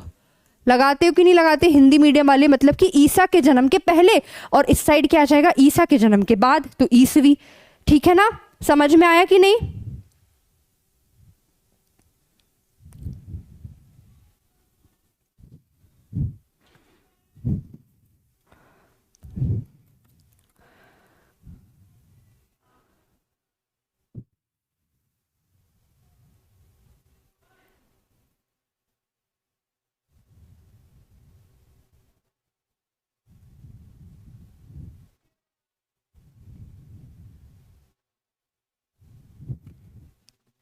ओके, तो आप लोगों को ये समझ में आ गया होगा। यहाँ पे मैंने एनी लिख दिया, ये एनो डोमिनियो है ना, एनो डोमिनी, ठीक है। आप लोगों को इतना समझ में आ गया होगा, ठीक है ना। ओके, अब हम आगे चलते हैं, आगे चलेंगे। आगे चलेंगे। अब बात हो रही है डायरेक्टली, किसकी बात हो रही है? स्टोन एज की। मतलब कि यहाँ पे हम किसकी बात कर रहे हैं आप देखोगे तो यहाँ पे हम बात कर रहे हैं पाषाण एज की। मतलब यहाँ पे बात हो रही है स्टोन एज, स्टोन एज की बात हो रही है। अब आप लोग स्टोन एज जो है उसको आप ध्यान से समझना। स्टोन एज की जब मैं बात करूंगी, स्टोन एज की जब मैं बात करूंगी तो ये आपका किस में आता है? प्राग ऐतिहासिक काल में आता है। मतलब कि ये आता है आपका प्री हिस्टोरिक में, ठीक है ना। प्राग ऐतिहासिक काल में आता है। मतलब कि हमारे पास कोई लिखे हुए साक्ष्य नहीं है, लेकिन हमारे पास कैसे साक्ष्य हैं? यहाँ पर आप देखोगे तो हमें यहाँ पे कैसे साक्ष्य मिले हैं? यहाँ पे आर्कियोलॉजिकल पुरातत्व साक्ष्य हमें यहाँ देखने को मिले हुए हैं, आर्कियोलॉजिकल एविडेंसेस। अब ये जो आपके यहाँ पे स्टोन एज है, ठीक है ना, प्री हिस्ट्री में जो आपका स्टोन एज चलता है, उस स्टोन एज के 3 विभाजन है, उसको 3 हिस्सों में डिवाइड कर रखा है। कौन कौन से हैं? तो आप देखोगे यहाँ पे पुरा पाषाण काल, मध्य पाषाण काल, नव पाषाण काल। पुरा पाषाण काल मतलब होता है पैलियोलिथिक, पैलियोलिथिक, ठीक है ना, पैलियोलिथिक। मध्य पाषाण काल मतलब क्या होता है? Mesolithic, mesolithic. अब यहां से आपके दिमाग में एक चीज क्लिक करनी चाहिए, नव पाषाण मतलब होता है नियोलिथिक, नियोलिथिक। अब इन तीनों में ही एक शब्द यहाँ पे कॉमन है, और वो कॉमन टर्म यहाँ पे क्या है? देखिए यहाँ पे कॉमन टर्म है पाषाण, पाषाण, पाषाण, लिथिक, लिथिक, लिथिक। तो पाषाण और लिथिक का मतलब क्या है? पाषाण और लिथिक का क्या मतलब है यहाँ पे? तो पाषाण और लिथिक का यहाँ पे मतलब है पत्थर, स्टोन, स्टोन है। क्या मतलब है इसका? यहाँ पे पत्थर, ठीक है ना। तो मतलब कि ये जो डिवीजन है ये किसके बेसिस पे किया गया है? ये पत्थरों के बेसिस पे किया गया है। क्योंकि जब स्टार्टिंग में अर्ली मैन थे तो उनके पास ज़्यादा कुछ उनको आता नहीं था, तो वो बड़े बड़े जो पत्थर हैं उनका इस्तेमाल करते थे। धीरे धीरे ग्रेजुअली, धीरे धीरे जब उनके उसमें डेवलपमेंट हुआ, डेवलपमेंट जब होता है, ठीक है, डेवलपमेंट होता है तो वो उसके औजार बनाने लगते हैं। तो औजार बनाने लगते हैं, जब हम औजार की बात करते हैं, औजार की बात करेंगे तो यहाँ पे आप देखोगे तो यहाँ पे औजार बनेंगे। तो और जो औजार हैं धीरे धीरे जब दूसरे काल में प्रवेश करते हैं तो औजार थोड़े नुकीले हो जाएंगे। नव पाषाण में आते आते तो औजार इतने नुकीले हो जाते हैं कि एक ड्रास्टिक चेंज हमको देखने को मिलता है। तो यहाँ पे सबसे पहले जब पाषाण युग की हम बात करते हैं, पाषाण युग की, तो यहाँ पे आप देख सकते हो 2 आपको दिखाई दे रहा होगा, एक तो पैलियोलिथिक का, एक नियोलिथिक का। पैलियोलिथिक ये अर्ली मैन, दोनों ही अर्ली मैन टाइप के हैं। पैलियोलिथिक की बात करेंगे मतलब कि पुरा पाषाण काल, पुरा पाषाण काल की यहाँ पे बात हो रही है। पुरा पाषाण काल की बात करेंगे तो अभी देखते हैं। सबसे पहले आप लोग देख लो कि स्टोन एज क्या है। आदिम मनुष्य के उद्भव और बिना पॉलिश किए टूटे हुए पत्थर के निर्माण की अवधि को पाषाण युग कहते हैं। मतलब कि ये एक कैसी अवधि है? ये एक कैसी अवधि है? यहाँ पे आप देखो तो ये कैसी अवधि है आपकी, जहाँ पे जो पत्थर है उसकी मैन्युफैक्चरिंग नहीं हो रही है, उसे पॉलिश नहीं किया जा रहा है। क्योंकि अर्ली मैन है, उनको कितना ही आएगा, उनको इतना ज्यादा नहीं आएगा। समझ में आ रहा है कि नहीं? तो यहाँ पे उनको बिना पॉलिश किए, जो यहाँ पे मैम पढ़ाने से पहले सिलेबस भी डिस्कस नहीं किया क्या? दीपक पूछ रहे हैं। तो आप लोग सिलेबस नहीं देख के आए क्या? सिलेबस जब मैंने आपको आंसर राइटिंग की क्लास करवाई थी उसमें मैंने पूरा सिलेबस डिस्कस किया था आपके लिए। पूरा सिलेबस जो मैंने आंसर राइटिंग की क्लास आपको करवाई थी ना, उसमें मैं पूरा सिलेबस डिस्कस, अभी मैं फिर से आधे घंटे पूरा सिलेबस ही डिस्कस करूं? इतने आप लोग एमपीपीएससी के सिविल सर्विसेज की प्रिपरेशन करने आए हो और मुझसे कह रहे हो कि मैं सिलेबस डिस्कस करूं?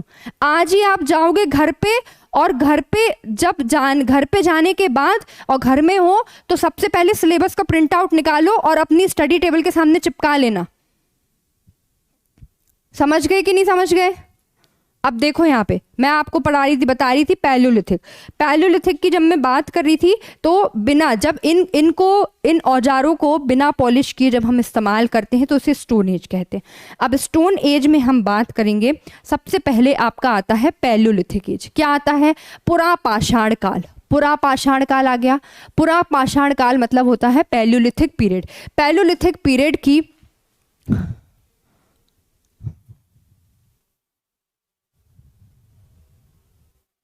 देखिए यहाँ पे पुरापाषाण काल पैलियोलिथिक एज की बात हो रही है। पैलियोलिथिक एज की जब हम बात करेंगे तो लगभग 10 लाख ईसा पूर्व, मतलब ईसा जीसस क्राइस्ट के जन्म से 10 लाख पहले से लेकर यहाँ पे 10,000, ठीक है ना, 10,000 ईसा पूर्व आजीविका।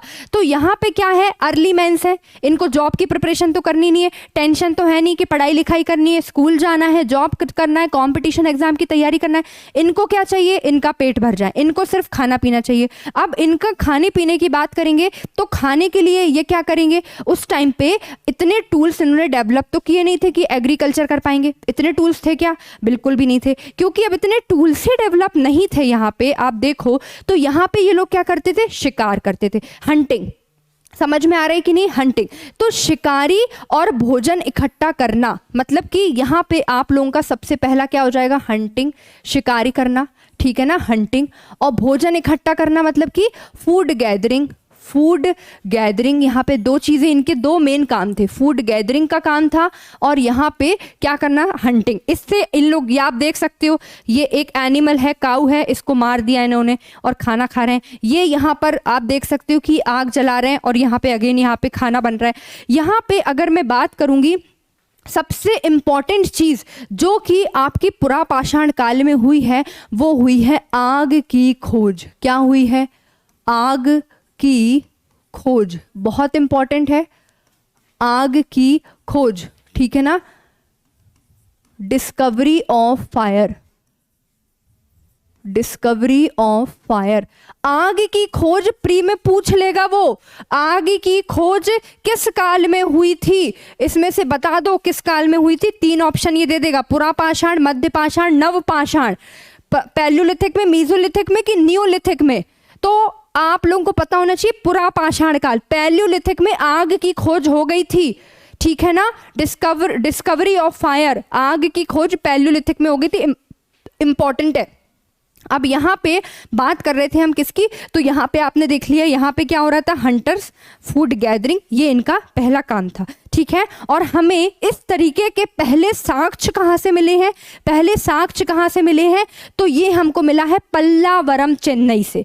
पल्लावरम, चेन्नई, अगर आपको नाम याद हो रहा है तो ठीक है, वरना ये इतना ज़्यादा पेपर में नहीं पूछा जाता, बट कोई अगर आप MP इसके अलावा भी कोई वनडे एग्जाम कर रहे हो ना तो पूछ सकता है, तो ये पता होना चाहिए। पल्लावरम, चेन्नई से हमें इसके पहले साक्ष्य यहाँ देखने को मिले हैं। समझ में आए कि नहीं। नेक्स्ट आगे है मध्यपाषाण काल। अब देखो ह्यूमन थे, आग की खोज हो गई, कभी उनने पत्थर मारा होगा, चिंगारी हुई तो उनको समझ में आ गया कि पत्थर मारने से चिंगारी उत्पन्न होती है और इस तरीके से उन्होंने आग की खोज की होगी, आग की खोज हो गई। हंटिंग और फूड गैदरिंग तो ये पहले से ही करते थे।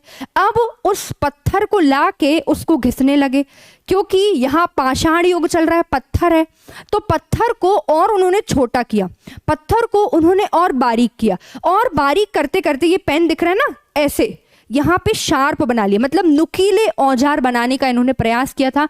आप देख सकते हो यहाँ पे, ठीक है ना, समझ में आ रहा है कि नहीं, यहाँ पे आप देख सकते हो। तो ये एनिमल्स हैं, अब यहाँ पे अभी तो ये बड़े बड़े पत्थरों से मारते थे एनिमल्स को, अब इनके पास यहाँ पे औजार बन गए हैं। तो अभी भी अर्ली मैन, अभी तो अर्ली मैन ही चल रहे हैं, ठीक है ना, आपके आदि जो आदि मानव है वही चल रहे हैं, लेकिन अब इनके पास थोड़े अच्छे औजार हैं। औजार हैं तो इन्होंने, आप देखो, एनिमल्स को मारा, एनिमल्स की खाल जो है, स्किन जो है, स्किन को यहाँ पे निकाल के और उन्होंने वियर कर लिया, यहाँ पे इन्होंने पहन लिया। आग की खोज पहले ही हो चुकी है और अब तो यहाँ पे नुकीले औजार भी बन चुके हैं, नुकीले औजार बन गए हैं, आग की खोज है तो खाना भी पकने लगा, पकने लगा कि नहीं। तो बस यही दिमाग आपको लगाना है, सेम टू सेम दिमाग लगाना है। प्री हिस्टोरिक पढ़ रहे हैं अभी हम, प्रोटो हिस्टोरिक पे नहीं आया और हिस्टोरिक तो भी बाद में पढ़ेंगे, तो ये प्री हिस्टोरिक है। तो यहाँ पे अगर हम बात करेंगे तो 1 लाख से 10,000 तक आपका प्रागैतिहासिक था, जो कि पैलियोलिथिक था। अब 10,000 से 7,000 ईसा पूर्व तक आपका यहाँ पे क्या हो जाएगा, यहाँ पे क्या हो जाएगा, मध्यपाषाण काल। और मध्यपाषाण काल में क्या होगा, शिकार करेंगे मछली सहित, अब मछली का भी शिकार करने लगे, भोजन जो है एकत्र करेंगे, पशुपालन क्यों करेंगे, पशुपालन क्यों करेंगे यहाँ पे? तो पशुपालन इसीलिए करेंगे क्योंकि अब इनको इम्पोर्टेंस पता चलने लगी है, क्योंकि गाय से आपको पता है दूध निकलता है, यस और नो, और काफ़ी सारे जो एनिमल्स हैं उनको लाते थे, फिर वहाँ पे आप सभी को पता है अर्ली मैंस नॉन वेजिटेरियन हुआ करते थे, तो खाएंगे क्या? फूड गैदरिंग के अलावा जो इनसे जो मीट निकलता था, जो भी एनिमल, जो भी यहाँ पे आप कह सकते हो नॉन वेज जो भी रहता है ये खा रहे हैं, जैसे कि आपको दिख रहा होगा। तो ये सब अपना पेट भरने के लिए, अपनी आजीविका को चलाने के लिए, लिवलीहुड को चलाने के लिए ये यहाँ पे ये सारे काम करने लगे, ठीक है ना। यहाँ पे तो पशु पालना वही सेम टू सेम रहेगा, बस यहाँ पे एक आपका यहाँ पे क्या हो जाएगा, डोमेस्टिकेशन ऑफ एनिमल जो है वो यहाँ पे जुड़ जाएगा, डोमेस्टिकेशन ऑफ एनिमल्स जो है वो यहाँ पे जुड़ जाएगा। समझ में है कि नहीं? इससे मेंस में क्वेश्चन नहीं आएगा, मैं बता रही हूँ, लेकिन प्री में क्वेश्चन बनते हैं, इसलिए इंपॉर्टेंट है पढ़ना। और आजकल ईयर तो आपको पता ही होना चाहिए, समझ में आया कि नहीं? ईयर तो आपको पता ही होना चाहिए। तो ये आपके यहाँ पे क्या हो जाएगा, ये किसकी बात होगी, मध्य पाषाण। अब मध्य पाषाण में, जैसे कि मध्य पाषाण है मतलब पत्थर से रिलेटेड है, तो पत्थर से रिलेटेड कोई ना कोई चेंज तो आया होगा। तो यहाँ पे जो इंस्ट्रूमेंट है वो कौन सा है, माइक्रोलिथ। माइक्रोलिथ, माइक्रोलिथ धनुष और तीर, धनुष और तीर, जैसे कि आपको दिख रहा है ये धनुष बाण है, ये तीर इन्होंने बना लिया कि नहीं बना लिया, ये तीर है, ये पीछे से शिकार कर रहे हैं यहाँ पे, यस और नो। और उसके बाद माइक्रोलिथ मतलब ये दिख रहे हैं छोटे छोटे टूल्स, नुकीले नुकीले दिख रहे हैं कि नहीं, आपको समझ में आ रहा है कि नहीं? ये देखिए यहाँ पे भी बनाया हुआ स्टैंड टाइप का नुकीला स्टैंड है। तो ये जो है इसी को बोला गया है माइक्रोलिथ। माइक्रो मतलब छोटा, लिथ मतलब पत्थर, बहुत छोटा सा बारीक शार्पन जो पत्थर है उसको बोला गया है माइक्रोलिथ, जो कि मीजोलिथिक का पार्ट है जो कि पैलियोलिथिक में नहीं, प्राग ऐतिहासिक का काल का पार्ट नहीं है, क्योंकि प्राग ऐतिहासिक काल में अभी इतना ये लोग नहीं सीख पाए थे। समझ में आ गया कि नहीं? समझ में आया कि नहीं? ठीक है, आगे चलेंगे। आगे यहाँ पे बात हो रही है न्यूलिथिक की, मतलब कि नव पाषाण, नव मतलब नया, नियो मतलब होता है नया, लिथिक और पाषाण मतलब होता है पत्थर, ठीक है ना। समझ में आ रहा है कि नहीं? तो यहाँ पे नव पाषाण काल की बात हो रही है, न्यूलिथिक एज की। न्यूलिथिक एज की अभी हमने क्या बोला कि प्राग ऐतिहासिक काल जो था वो 1 लाख से लेकर 10,000 तक ईसा पूर्व था कि नहीं। फिर 10,000 से 7,000 ईसा पूर्व में कौन था, मध्य पाषाण काल, मतलब कि मीजोलिथिक। अब न्यूलिथिक है तो न्यूलिथिक 7,000 से शुरू है और यहां पे चलेगा 1,000 ईसा पूर्व तक। समझ में आया कि नहीं? 1,000 ईसा पूर्व तक। आप लोगों को टाइमलाइन पता होनी चाहिए, टाइमलाइन बहुत इंपॉर्टेंट है। एक बार टाइमलाइन बता दे रही हूं मैं, आप लोगों से क्लियर हो जाएगा।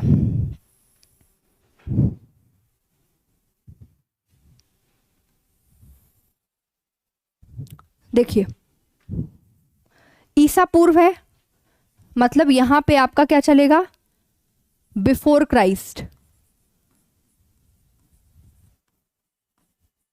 समझ में आ गया कि नहीं? इतना समझ में आया? ईसा पूर्व का टाइम ग्राफ बना रही हूं, अच्छे से समझ में आ जाए टाइम पीरियड, क्योंकि पहले का टाइम पीरियड बच्चों को समझ में नहीं आता है, और समझ में नहीं आया तो फिर तो आप लोगों को दिक्कत हो जाएगी। यहाँ पे बात हो रही है 1 लाख, तो यहाँ पे 1 लाख से यहाँ पे बात हो रही है 10,000 इसके बीच में। फिर 10,000 से यहाँ पे बात हो रही है 7,000 से अगर मैं बात करूंगी यहाँ पर, मान लीजिए 7,000, यहाँ पे आपका आ जाएगा 1,000, ठीक है ना, 1,000। अब यहाँ पे आप एक चीज समझ लो अच्छे से, अब यहाँ पे आप देखोगे तो 1 लाख से यहाँ पे 10,000 तक कौन सा आया आपका,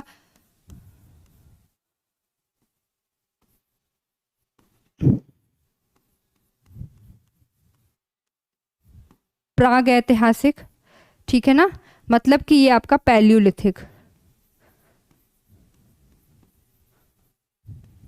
उसके बाद यहाँ पे 10,000 से 7,000 यहाँ तक हमने क्या पढ़ा है। उसके बाद यहाँ पे क्या आ गया,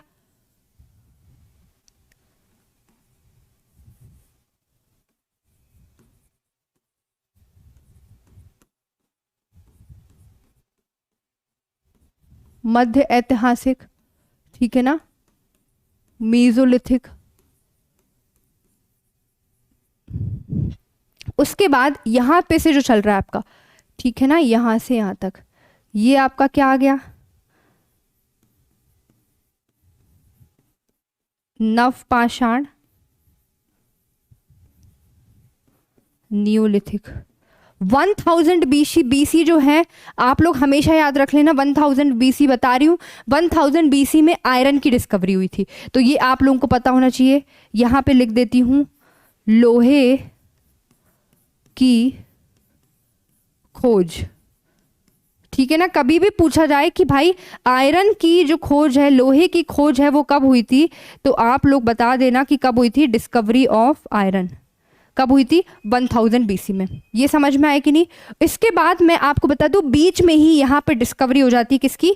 कॉपर की, ठीक है ना। यहाँ पे किसकी डिस्कवरी हो जाती है? कॉपर की डिस्कवरी हो जाती है। लगभग आप यहाँ से मान के चल लो 2700 से 27। तो ये वाला जो अगेन यहाँ पे जो टाइम पीरियड है आपका, यहाँ वाला जो टाइम पीरियड है, इसको यहाँ पे क्या बोला गया है?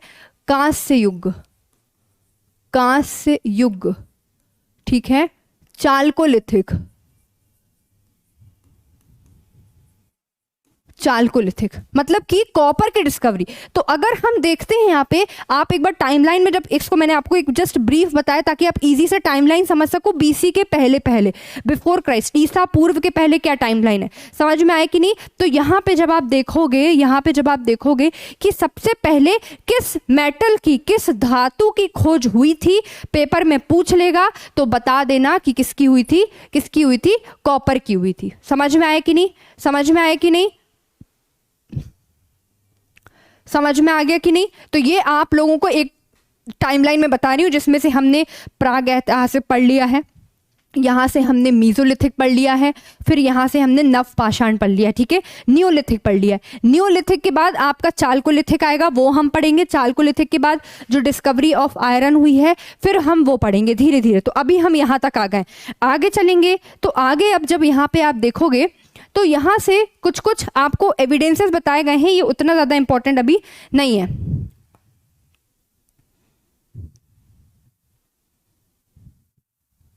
चाल्कोलिथिक पीरियड, इसके बाद आप लोगों को क्या इंपॉर्टेंट है? चाल्कोलिथिक पीरियड इंपॉर्टेंट है, मैं बता दे रही हूँ। चाल्कोलिथिक पीरियड की जब आप बात करोगे तो इसको बोलते हैं ताम्र पाषाण काल। क्या बोलते हैं इसको? ताम्र पाषाण काल। क्या बोलेंगे इसको? ताम्र। मैंने यहाँ पे कांस्य से यू लिख दिया, आप इसको ताम्र पाषाण कर लेना। एक्चुअली मैं आपको बताऊं, मेरा मीडियम जो है वो प्योर इंग्लिश है, बट मैं आप लोगों के लिए बहुत मेहनत करती हूँ कि जितने भी बच्चे हिंदी मीडियम के, उनको भी प्रॉब्लम नहीं हो पाए, हो किसी भी तरीके की प्रॉब्लम ना हो, ठीक है ना। समझ में आएगी नहीं? तो इसको क्या बोलेंगे? ताम्र पाषाण।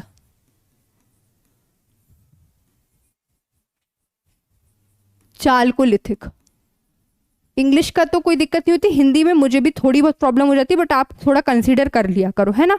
क्योंकि मेरा ऐसा नहीं है कि मैं आपसे झूठ बोलूँगी कि मेरी हिंदी भी बहुत अच्छी है, लेकिन हाँ अभी पहला दिन है, 1-2 दिन बाद मेरी हिंदी भी अच्छी हो जाएगी, क्योंकि I am working on it, मैं उस पर काम कर रही हूँ। समझ में आ रहा है कि नहीं? तो यहाँ पे आपका ये हो जाएगा, यहाँ पे ताम्रपाषाण।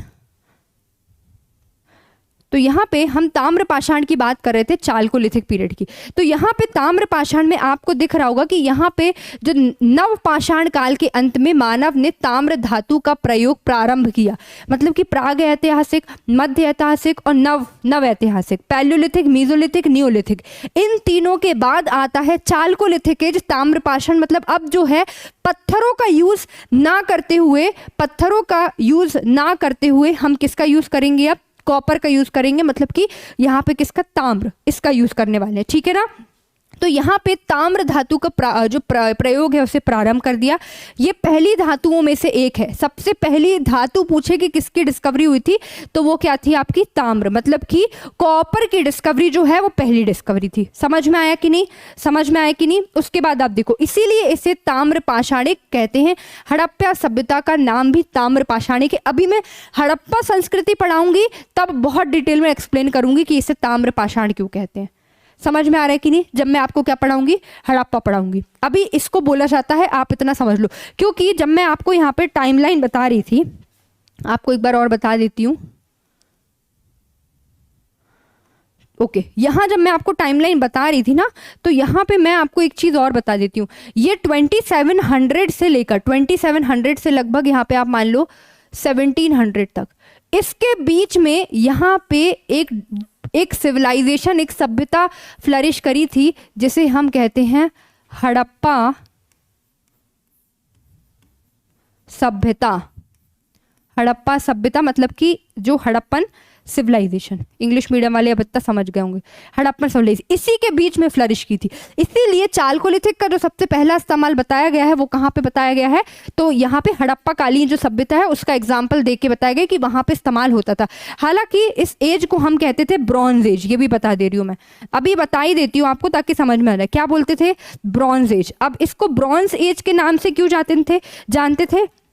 इसको ब्रॉन्ज एज के नाम से इसीलिए जाना जाता था क्योंकि ब्रॉन्ज क्या होता है? ब्रॉन्ज क्या होता है बता दो मुझे, ब्रॉन्ज क्या होता है? पता है ना आपको? Copper plus tin. जब कॉपर में टिन मिल जाता है तो ब्रॉन्ज बोलते हैं। और हड़प्पा कालीन सभ्यता में कॉपर के अलावा टिन की भी खोज हुई थी, तो कॉपर में टिन बन गया तो ये एलॉय बन गया कि नहीं? और एलॉय बनने के बाद इसकी बहुत सारी चीज़ें, वस्तुएं बनने लगी, तो अलग अलग वस्तुएं बनने लगी। इसीलिए यहाँ पे जो ब्रॉन्ज एज है वो यहाँ पे क्या हो गया? हड़प्पा कालीन सभ्यता। समझ में आया कि नहीं? तो ये बीच में ये आ गया। आई होप आपको टाइमलाइन बहुत अच्छे से समझ में आ गई होगी, टाइमलाइन में दिक्कत नहीं हो रही होगी कि मैम हमें टाइमलाइन नहीं समझ में आई, हम कैसे चल रहे हैं। मुझे लगता है ये आप लोगों को अच्छे से समझ में आ गया। बहुत डिटेल में मैपिंग के थ्रू यहाँ पे मैंने टाइमलाइन ग्राफ के थ्रू आपको समझाने की कोशिश करी है कि यहाँ पे किस तरीके से हम धीरे धीरे मूव कर रहे हैं। और अभी हम आए हैं सिर्फ यहाँ पर इस वाली एज में, मतलब कि ताम्र पाषाण काल में आए हैं, अभी आगे नहीं गए हैं, ताम्र पाषाण काल में आए हैं। अभी मैं यहाँ से शुरू करती, ACBD बताती ही नहीं डिफरेंस क्या है, तो आप लोगों को कुछ समझ में नहीं आता। अच्छा एक चीज़ और, AD और BC को जो कैलेंडर डिफाइन करता है उसे हम कहते हैं ग्रेगोरियन कैलेंडर, जो कि पोप ग्रेगोरियन ने बनाया था। ग्रेगोरियन कैलेंडर आपसे पूछा जा सकता है क्या है, हिंदी मीडियम वाले बच्चों से भी, तो आप लोगों को पता होना चाहिए ग्रेगोरियन कैलेंडर जो है उसे पोप ग्रेगोरियन ने बनाया था, जिसमें यहाँ पे आप देखोगे तो BC और AD इनके बारे में इनसे रिलेटेड टाइमलाइन यहाँ पे दी गई है। इसके पहले भी एक कैलेंडर था जिसे जूलियन कैलेंडर कहते हैं, लेकिन उस जूलियन कैलेंडर में काफ़ी सारे एरर थे जिसे पोप ग्रेगोरियन ने क्या किया, हटाया। और उसके बाद यहाँ पे आपका जो कैलेंडर हिस्ट्री में फॉलो करते हैं उसे ग्रेगोरियन कैलेंडर कहते हैं, जिसमें हर चीज़ें ACBD ईसा पूर्व और ईसवी के हिसाब से चलती है। समझ में आया कि नहीं? ओके आगे चलते हैं। हम चालकोलिथिक को डिस्कस कर रहे थे, हम चालकोलिथिक को। अब यहाँ पे बात हो रही है चालकोलिथिक का एक्सपेंशन कहाँ कहाँ पे है। तो चालकोलिथिक एज, जैसे कि हमने देखा कि अर्ली मैंस थे, उनका एक्सपेंशन हमने नहीं देखा क्योंकि थोड़े थोड़े जगह लगभग हर जगह थे। लेकिन जहाँ कॉपर और टिन का ही स्पेसिफिकली यूज हो रहा हो, ताम्रपाषाण युग में जब ताम्रपाषाण काल की बात कर रहे हैं तो उस काल में जो ताम्र धातु का स्पेसिफिकली कहीं पे अगर यूज हो रहा है तो वो कहाँ पर है, तो वो आप देखोगे पूर्वी भारत में, पश्चिमी महाराष्ट्र में, पश्चिमी मध्य प्रदेश में और दक्षिण पूर्व साउथ ईस्ट राजस्थान में। ठीक है ना? अब ये जो वेस्टर्न मध्य प्रदेश महाराष्ट्र है इसको क्या कहते हैं, मैं लिख दे रही हूं, जोरवे कल्चर। जोरवे कल्चर को हिंदी में क्या कहते हैं, संस्कृति। और सिविलाइजेशन को क्या कहते हैं, सभ्यता। जोरवे कल्चर, जोरवे ये शब्द आप पहली बार सुन रहे होगे लेकिन आप लोगों को पता होना चाहिए, जोरवे कल्चर। यहीं पे मैं अगर मध्य प्रदेश की बात करूंगी, मध्य प्रदेश की, तो आप लोगों को पता है यहाँ पे है मालवा कल्चर, मालवा संस्कृति। देख रहे हो ना, वेस्ट मध्य प्रदेश, तो ये मालवा संस्कृति हो गया आपका। उसके बाद यहाँ पे आ जाएगा आपका ये मालवा कल्चर। उसके बाद ये जो आपका यहाँ पे साउथ ईस्ट राजस्थान में है ये है अहर कल्चर, अहर संस्कृति।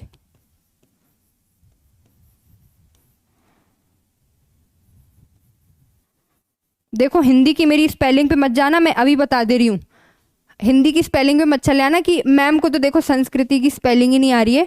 जब हिंदी का पेपर होता है ना तो मैम की 10 दिन में हिंदी जो है ना, हिंदी मीडियम वाले बच्चों से भी अच्छी हो जाती है। समझ गए कि नहीं समझ गए? ठीक है, ओके।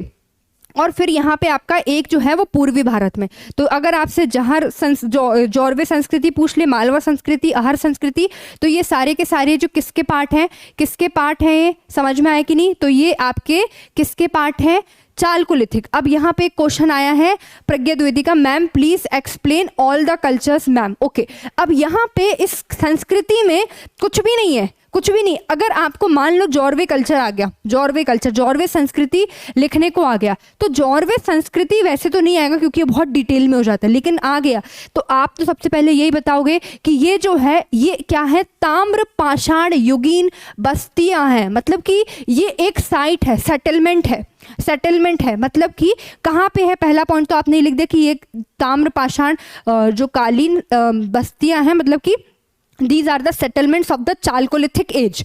पहली पॉइंट ये आप लिख दोगे। सेकंड पॉइंट ये लिखोगे आप कि यहाँ पर कॉपर, टिन और कॉपर से बनी हुई जितने भी आइटम्स हैं, वस्तुएं हैं, जैसे कि जार हो गया, ठीक है ना, किसी भी तरीके के ऑर्नामेंट्स हो गए, स्टैचू हो गया, पॉटरीज हो गई, इन सब चीज़ों का इस्तेमाल जो है वो यहाँ पे होता है। कहाँ पर होता है, कहाँ पे होता है, इन कल्चर में हर जगह होता है, सभी जगह। समझ में आ रहा है ना, यहाँ पर भी होगा, यहाँ पे भी होगा, यहाँ पर भी होगा। उसके बाद यहाँ पे सेकंड जो थर्ड पॉइंट है, आप लोगों का डायग्राफ, ग्राफ बनेगा। ग्राफ कैसे बनेगा, ऐसे ग्राफ बन जाएगा। ये आपका इंडिया है, तो यहाँ पे आप बता सकते हो ऐसे लोकेट करके कि यहाँ पे आपका जॉर्वे कल्चर है, ठीक है। यहाँ वाला जो इलाका है इसमें डॉट बना दो, ये आपका मालवा कल्चर है, और ये राजस्थान वाला है, इधर क्रॉस बना दो, ये आपका आहर कल्चर है। ये हो गया। आप लोग इस तरीके से कंप्लीट करोगे तो काम आपका हो जाएगा। समझ में आया कि नहीं, समझ में आ रहा है कि नहीं आपको? तो ये आपका इस तरीके से आप इसको बता सकते हो। आगे चलेंगे हम। आगे यहाँ पे बात हो रही है जैसे कि जॉर्वे कल्चर की बात हो रही है ना, तो जॉर्वे कल्चर में आप देखोगे मेजर साइट्स, अगर उसमें लिखा भी आ गया कि आप लोगों को थोड़ा और डिटेल में एक्सप्लेन करना है। मान लीजिए मालवा सॉरी मालवा कल्चर है अगर, तो मालवा कल्चर में आप बहुत कुछ लिख सकते हो। नवदा टोली का नाम लिख सकते हो, कायथा उज्जैन का नाम लिख सकते हो। और कायथा क्यों इंपॉर्टेंट है, क्योंकि कायथा में वारामिहिर का जन्म हुआ था, और वारामिहिर जो है आप सभी को पता है चंद्रगुप्त विक्रमादित्य हैं, उनके दरबार में रहा करते थे, ठीक है। तो इसलिए वारामिहिर जो है वो इंपॉर्टेंट है। ओके, ठीक है। अब यहाँ पे आप देखोगे तो जॉर्वे कल्चर की कुछ कुछ साइट है, प्रकाश, नासिक, इनाम गांव, चांदोली, सोने गांव। जैसे हमारे मध्य प्रदेश में कायथा ये है कि नहीं है, नवदा टोली है कि नहीं है, वैसे ही ये सारे ही रहेंगे, वैसे ही आपके ये कैसे रहेंगे, ये नाम है, आप लोग इसको लर्न कर सकते हो, ठीक है ना। अब जॉर्वे कल्चर में मेन आप लोगों को देखने को क्या मिला है, यहाँ पे मेन देखने को यहाँ पे क्या मिला है, तो जूट, जूट के साक्ष्य जो हैं हमें ये अलग से यहाँ देखने को मिले। हालांकि जूट की जो खेती है वो आप लोग जब देखोगे तो वो वेस्ट बंगाल और बांग्लादेश वाला जो इलाका है इंडिया का, जो वेस्ट बंगाल, ऐसा समझ लो ये वेस्ट बंगाल और जो बांग्लादेश वाला इलाका है वहां पे होता है, लेकिन यहाँ पर भी जूट के साक्ष्य मिले हैं इस वाले में। समझ में आया कि नहीं। और दैमाबाद जो है biggest among the 2200 Jorwe sites, मतलब कि मैंने आपको अभी समझाया, मैं आपको समझा रही थी कि ये जो कल्चर है, देखो काफी सारे बच्चे पूछ रहे हैं मैम ये कल्चर एक बार आप एक्सप्लेन कर दो। अब अच्छे से एक बार मैं बोल दे रही हूँ, समझ लो, एक बार मैं इसको अच्छे से बता दे रही हूं आपको, तो इसको आप लोग थोड़ा सा समझ लो, ठीक है। देखिए अब इसको समझने की कोशिश करना। ये जो कल्चर हैं ये ताम्र पाषाण युगीन, मतलब चालकोलिथिक एज जो है, मतलब चालकोलिथिक एज मतलब कॉपर का यूज, ताम्र धातु का इस्तेमाल। तो इन ताम्र धातु का जहां जहां इस्तेमाल हुआ है, जिन जिन एरियाज पे इस्तेमाल हुआ है, उसे हमने यहाँ पे क्या बोल दिया है कि वहां एक अलग संस्कृति डेवलप हो गई, वहां पे एक अलग तरीके से संस्कृति डेवलप हो गई। पहले अर्ली मैन थे, फिर जब आपका चालकोलिथिक एज आई, ताम्र पाषाण युगीन युग आया, तो वहां कॉपर का इस्तेमाल होने लगा, तो उनकी एक अलग संस्कृति बन गई, डेवलपमेंट हो गया ना। तो कहाँ कहाँ पे वो संस्कृति हमें देखने को मिली है, वो संस्कृति मैं आपको बता रही थी, जिसमें से एक जॉर्वे कल्चर है। जॉर्वे संस्कृति है जो कि आज के महाराष्ट्र में है, जिसमें सोने गांव, इनाम गांव, नासिक, दैमाबाद, ये सारे के सारे जो साइट्स हैं वो आपको साइट मतलब कि वहाँ पे जो रीजन है वो यहाँ देखने को मिलेगा।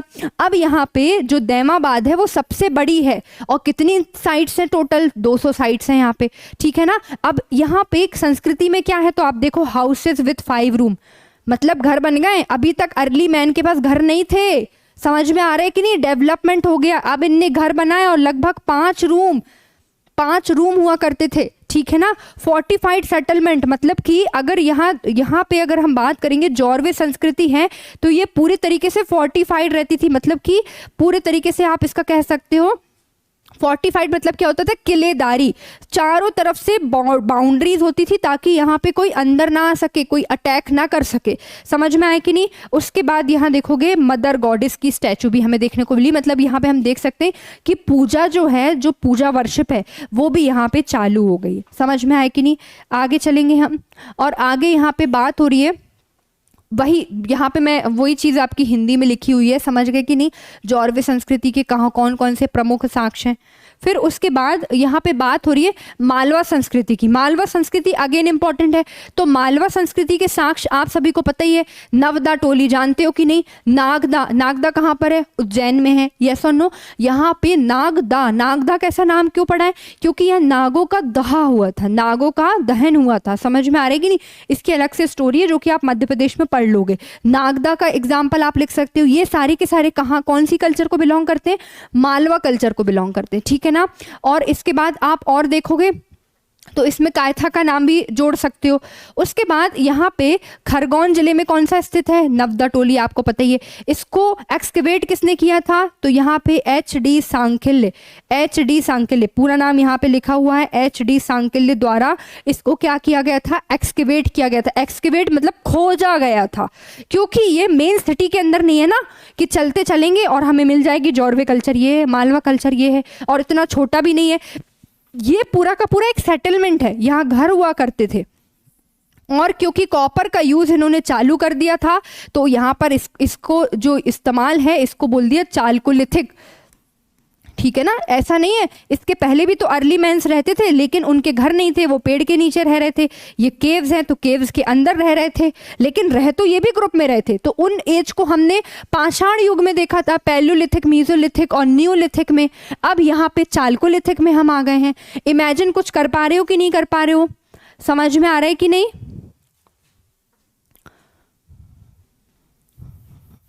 ओके, तो अभी आप जब यहाँ पे अब यहाँ पे आप देखोगे हमें यहाँ पे कैसे एविडेंस मिले, सर्कुलर घर के, मतलब जो घर बने हुए हैं ना वो सर्कुलर पैटर्न में। एक घर बना हुआ है, मान लीजिए एक घर है, फिर यहाँ पे एक घर बना दिया, फिर यहाँ पे एक घर बना दिया, फिर यहाँ एक बना दिया, यहाँ बन गया, यहाँ बन गया, यहाँ बन गया, यहाँ बन गया। तो इस तरीके से ये जो पैटर्न है ये सर्कुलर हो गया। इस तरीके के घर हमें यहाँ पे देखने को मिले हैं, और घर भी कुछ कुछ सर्कुलर पैटर्न में देखने को मिले, गोल गोल घर देखने को मिले। तो ये किस कल्चर में मिले देखने को, हमको किस में देखने को मिले हैं, तो ये मिले हैं हमको मालवा संस्कृति में, ठीक है ना। ये मालवा के कल्चर में यहाँ पे हमें देखने को मिले हैं। तो आप लोगों को किसी ने मुझसे पूछा था मैम कल्चर को एक्सप्लेन करना है, तो आई होप आपको कल्चर जो है वो अच्छे से समझ में आ रहा होगा। आगे चलते हैं। आगे यहाँ पे बात हो रही है वेस्टर्न मध्य प्रदेश में, जैसे कि कायथा, एक जैसे कि मध्य प्रदेश में मैं आपको बता देती हूँ, मध्य प्रदेश की जब मैं बात करती हूँ,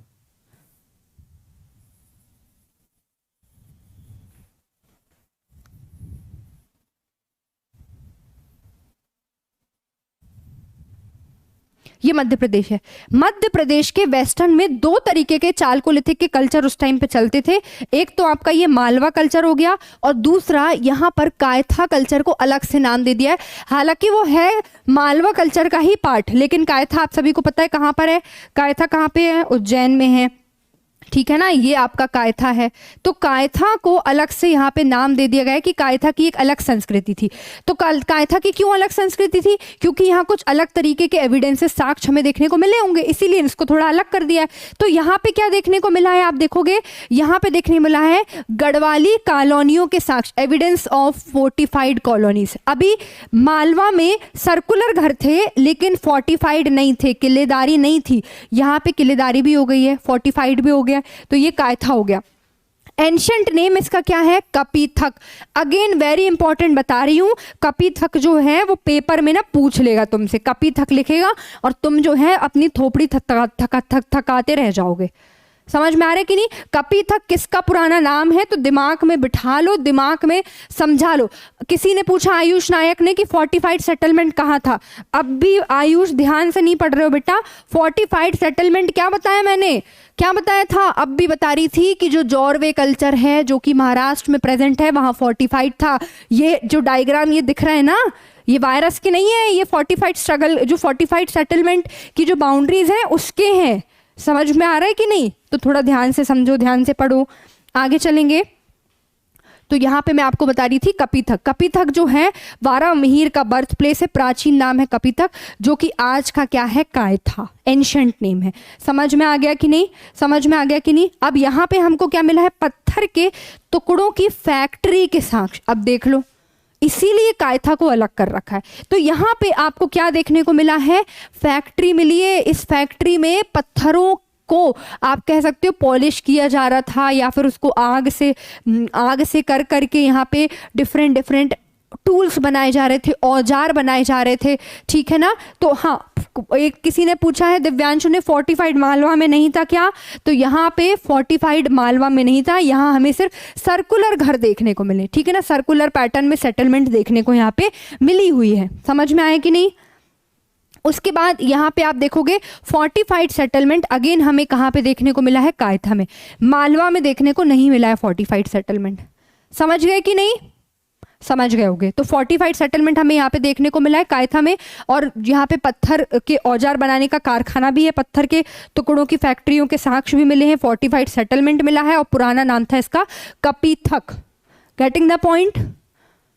समझ गए होगे। अब रिवीजन कर लेना, काम हो जाएगा आपका। आगे चलते हैं। आगे जब यहाँ पे हम देखेंगे तो आप ये यहाँ पे देखोगे तो अब डायरेक्टली आपका शुरू हो रहा है इंडस वैली सिविलाइजेशन, है ना? Indus valley civilization. अभी आपको इतने में कोई डाउट है तो बच्चा पूछ लो मुझसे, तो उसके बाद क्या है कि मैं आगे चलूँ। ठीक है ना?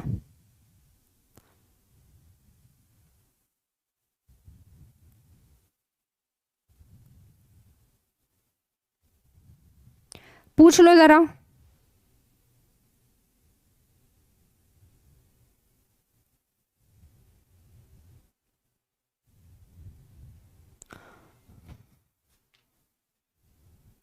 Ma'am please tell me classes में मेंस ओरिएंटेड होंगे या प्रीलिम्स ओरिएंटेड? अमित सिंह पूछ रहे हैं। देखो बच्चा, ऐसा है कि ये जो क्लास है इसमें प्री और मेंस दोनों पढ़ा रहे हैं, तो दोनों पढ़ लो, बहुत काम में आने वाला है। बाकी हर एक टॉपिक के बाद जो भी प्री के क्वेश्चन हैं वो यहाँ बताती जा रही हूँ। मेंस के जो क्वेश्चन है टॉपिक खत्म होने के बाद दूंगी। समझ में आ गया कि नहीं? अभी हमने मेंस वाला क्वेश्चन आए नहीं है। क्या क्वेश्चन दे दूं मैं? मन से क्वेश्चन दे दूं? फिर भेजना मुझे 5 मिनट में लिख के। नहीं भेज पाओगे तो अभी टॉपिक खत्म कर लूं। अभी पहली क्लास है बच्चा, रुक जाओ, समझ जाओ। अभी आप लोगों ने मुझसे एक चीज नहीं पूछी है, मैम एरन समझा दीजिए। एरन जो है वो एक आपकी आर्कियोलॉजिकल साइट है, ठीक है ना? आपकी ये एक टूरिस्ट प्लेस भी है। एरन आज के सागर मध्य प्रदेश में है, जो कि गुप्तकालीन साक्ष्य को बताता है। यहाँ पे पहले एविडेंसेस हमें सती के प्राप्त हुए हैं, ठीक है ना? और जो डिटेल है, आहर कल्चर क्लियर कर दीजिए मैम शिवांगी पाठक। वेरी गुड, बहुत बढ़िया। मैंने आहर कल्चर तो बताया नहीं आपको। मैम कायथा और मालवा अलग अलग है क्या? बिल्कुल, कायथा और मालवा जो है बेटा वो दोनों ही अलग हैं, लेकिन है वेस्टर्न मध्य प्रदेश का पार्ट, ये भी सुन लेना।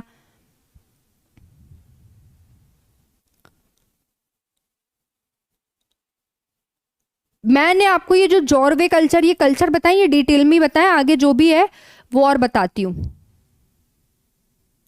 आहर कल्चर मैं एक्सप्लेन कर रही हूं, है ना?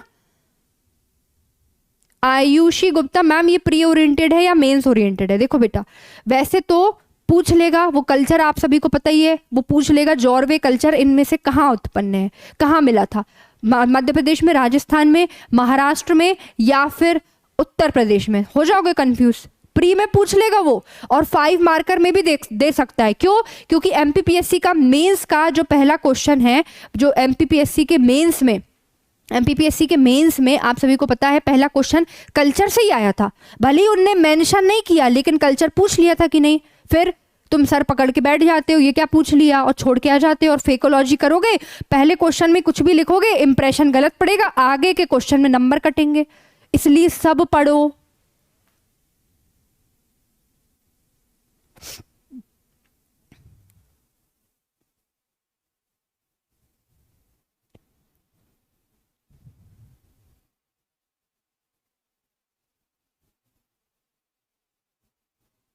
अब देखो, अब यहाँ पे किसी ने ADBC को फिर से समझाने के लिए बोला है। एक बार लास्ट बार बता दे रही हूं, इसको समझ लेना। फिर से बता रही हूं, यहां पे BC AD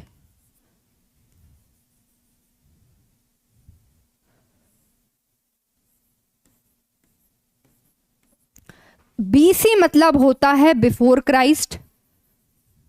बिफोर क्राइस्ट मतलब कि ईसु के जन्म के पहले, ईसा पूर्व।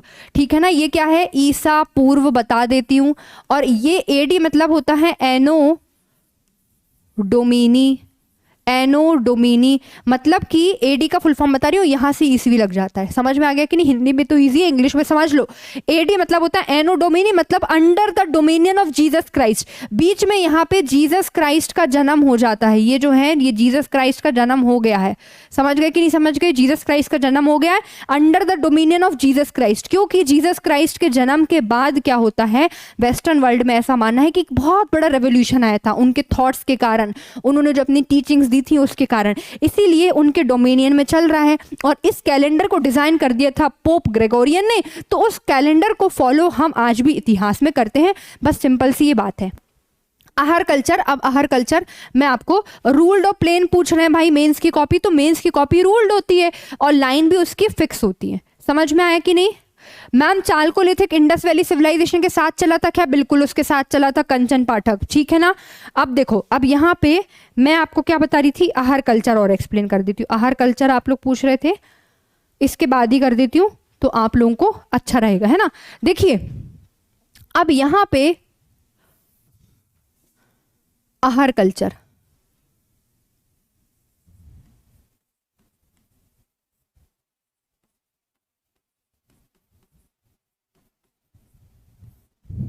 आहार कल्चर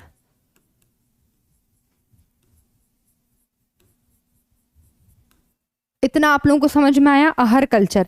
अब आहार कल्चर की अगर हम बात करेंगे तो ये कहाँ पर आपका उत्पन्न हुआ था? सबसे पहले ये हेड, ये मान लो ये आपकी हेडिंग हो गई।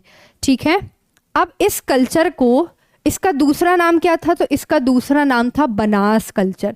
ठीक है, बनास संस्कृति। आप पेपर में पूछ ले बनास संस्कृति तो कंफ्यूज मत हो जाना। आहार का ही दूसरा नाम क्या था?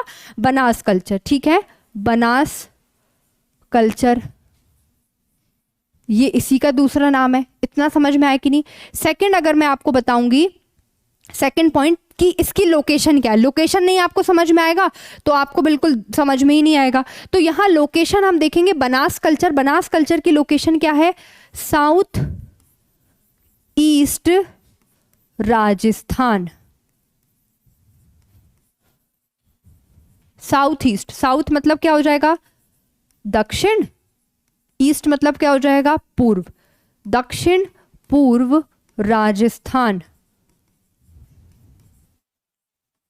यहां पे एक ड्राइंग बना देते हैं भाई। तो यहां पे आपका साउथ हो जाएगा और ईस्ट। यहां पे जो है कल्चर पाया गया है वो आपका कौन सा कल्चर है यहाँ पे?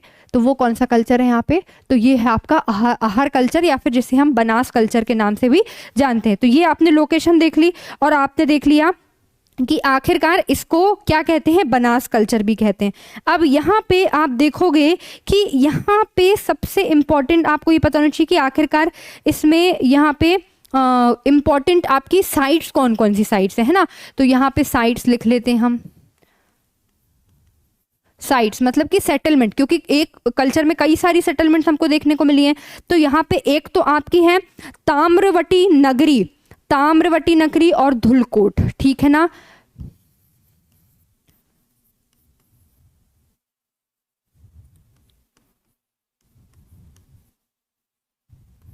धुलकोट, ताम्रवती नगरी, ये जो है ये कुछ कुछ है। अब इसका इंपॉर्टेंट फीचर क्या है कि आखिरकार ये क्यों फेमस है भाई, यहाँ पे ऐसी कौन सी चीज़ है, तो यहाँ ऐसी कौन सी चीज़ है जो यहाँ पे इसको फेमस कर रही है। तो आप लोगों को पता होना चाहिए यहाँ पे boundary wall of houses was made of BRICS, मतलब कि यहाँ पे मैं लिख दे रही हूँ boundary wall of houses were made of bricks।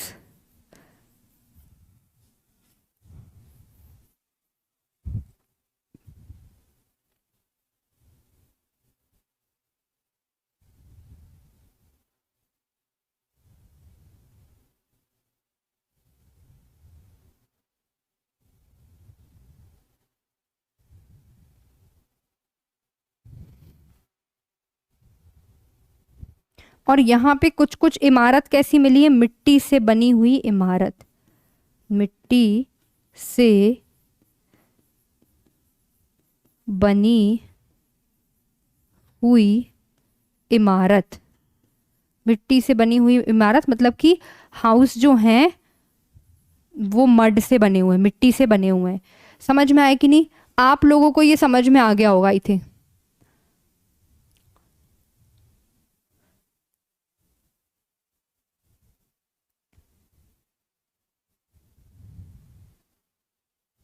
Feature एक बार हिंदी में बताना, ये पूछा है।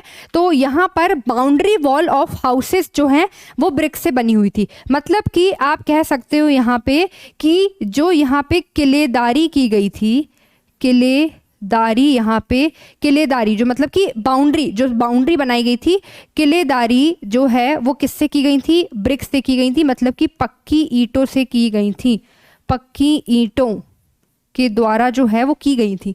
समझ में आया कि नहीं, पक्की ईंटों के द्वारा की गई थी, क्योंकि अभी तक जो किलेदारी हो रही थी ना वो बड़े बड़े पत्थर, बड़ी बड़ी चट्टानों को रख देते थे और किलेदारी हो गई, मतलब कि उससे एक तरीके से बाउंड्री हो गई। समझ में आया कि नहीं, समझ में आया कि नहीं। तो ये आपका मैम ये बनास रिवर के पास थी क्या, बिल्कुल बिल्कुल, जो हिमांशी गोलकर है वो पूछ रही है वो बनास रिवर के पास ही थी, इसीलिए इसको क्या बोलते हैं, बनास संस्कृति भी कहते हैं, ठीक है ना। अहर तो साउथ ईस्ट में है, ऑब्वियसली बात है साउथ ईस्ट में है आपकी, फिर ये यहाँ पे जाके उससे मिल जाएगी इसकी, ये किसकी ट्रिब्यूटरी आप लोगों को पता होगा, ज्योग्राफी में आपने पढ़ा होगा। समझ में आया कि नहीं। जीसस क्राइस्ट ही क्यों मैम, तो जीसस क्राइस्ट इसीलिए क्योंकि जो पोप ग्रेगोरियन है, आप सभी को दिख रहा होगा कि वो क्रिश्चियन है, वो वेस्टर्न वर्ल्ड से, और वेस्टर्न वर्ल्ड में एक रेवोल्यूशन को, जिस मैन काइंड के द्वारा माना गया है वो जीसस क्राइस्ट थे, इसीलिए जीसस क्राइस्ट को यहाँ पे लिया गया। अगर किसी, मान लीजिए कोई भारत में अगर किसी ने कैलेंडर को डिजाइन किया होता तो हो सकता है वो किसी और पैरामीटर को लेता और आज पूरी दुनिया उसे ही फॉलो कर रही होती, लेकिन क्योंकि सबसे पहले पोप ग्रेगोरियन ने इस कैलेंडर को डिजाइन कर दिया था और वो क्योंकि वेस्टर्न वर्ल्ड से थे और उन्होंने जीसस क्राइस्ट को एक कॉमन पॉइंट मान लिया था और इसीलिए वो आज जो है वो चला आ रहा है। समझ में आया, समझ में आया कि नहीं। ठीक है, अब आप लोगों को इतना समझ में आ गया होगा। अब जो है अब हम ना आगे चलते हैं, आई होप आपको इतना समझ में आ गया। अब जो बात हो रही है वो होगी सीधे हड़प्पा सभ्यता की, इंडस वैली सिविलाइजेशन की। इंडस वैली सिविलाइजेशन आप लोगों के लिए बहुत ज़्यादा इंपॉर्टेंट है। मैंने आप लोगों को एक जो यहाँ से अभी टाइमलाइन बताई थी कि किस तरीके से 1 लाख से 10,000 तक हमारा प्राग ऐतिहासिक पैल्योलिथिक चला, फिर 10,000 से 7,000 तक हमारा क्या चला था, मध्य पाषाण मीजोलिथिक, 7,000 से लगभग 1,000 तक, है ना। आपका यहाँ पे क्या चला था, नियोलिथिक। नियोलिथिक में सबसे इंपॉर्टेंट चीज कौन सी आपको पता है, एक चीज तो मैं आपको बतानी भूल गई, अभी बता ही देती हूँ। नियोलिथिक की अगर मैं बात करूंगी, नियोलिथिक में invention of wheel, invention of wheel, wheel का इन्वेंशन हुआ था, मतलब कि यहां पे आप देखोगे तो पहिए, आप लोग पढ़ते हो ना, पहिए का जो आविष्कार है, वो कब हुआ था, पहिए का जो आविष्कार है वो कब हुआ था, न्यूलिथिक में ही हुआ था, ठीक है ना, न्यूलिथिक पीरियड में हुआ था, नवपाषाण में हुआ था, इसलिए आपको ये भी पता होना चाहिए। और पहिए का आविष्कार होने लगा और सबसे इंपॉर्टेंट यहाँ पे टूल्स अच्छे बनने लगे, तो आपका यहाँ पे एग्रीकल्चर भी होने लगा, ठीक है ना। और एग्रीकल्चर होने के बाद आप लोगों को दिख ही रहा है यहाँ पे ये एग्रीकल्चर है, तो पानी वानी में यहाँ खेती वेती कर रहे हैं, पहिए का आविष्कार है तो यहाँ पे गाड़ी भी खड़ी हुई है, पहिए लगे हुए हैं, तो इसीलिए यहाँ पर आप देखोगे तो पहिए का आविष्कार हुआ है न्यूलिथिक में। समझ में आया कि नहीं। उसके बाद हम कहाँ पे आ गए थे बेसिकली, ये मैं आपको ऑलरेडी समझा चुकी हूँ, मतलब कि हमने यहाँ पे चालकोलिथिक खत्म कर लिया है। धीरे धीरे हिस्ट्री में चालकोलिथिक समझ में आ गया कि नहीं।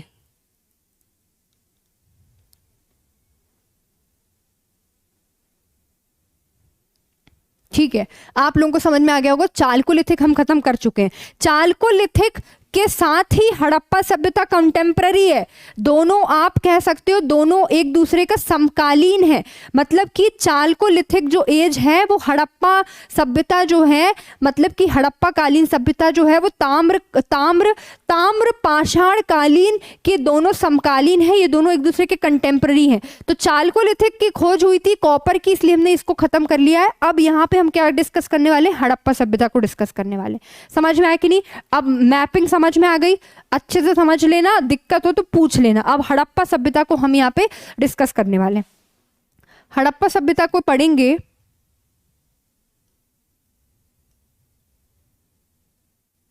ठीक है।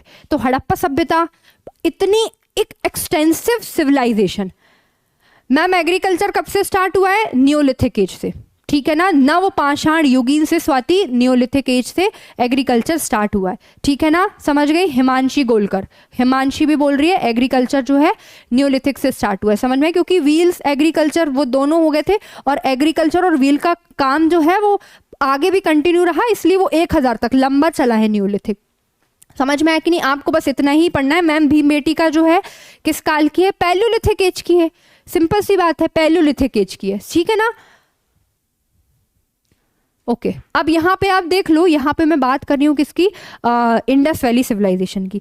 सिंधु घाटी सभ्यता, सिंधु घाटी सभ्यता बहुत ज़्यादा इंपॉर्टेंट है, मैं आपको अभी बता रही हूँ सिंधु घाटी सभ्यता, क्योंकि चालकोलिथिक एज के बाद अब यहाँ पे आप देख रहे हो कि सिंधु मतलब कि ये कैसी सभ्यता है। सिंधु मतलब सिंधु नदी, वैली मतलब कि घाटी, सिंधु घाटी, सिंधु की घाटी के अराउंड सभ्यता मतलब क्या होता है, सिविलाइजेशन। और सिविलाइजेशन से आप क्या समझते हो, development in the stages of human life, मतलब कि जो मानव विकास की गतिविधियां हैं उसमें जो विकास होता है, मानव की जो गतिविधियां हैं, स्टेजेस हैं, उसमें जो विकास हो रहा है उसको हम कहते हैं सिविलाइजेशन, मतलब उसे कहते हैं सभ्यता।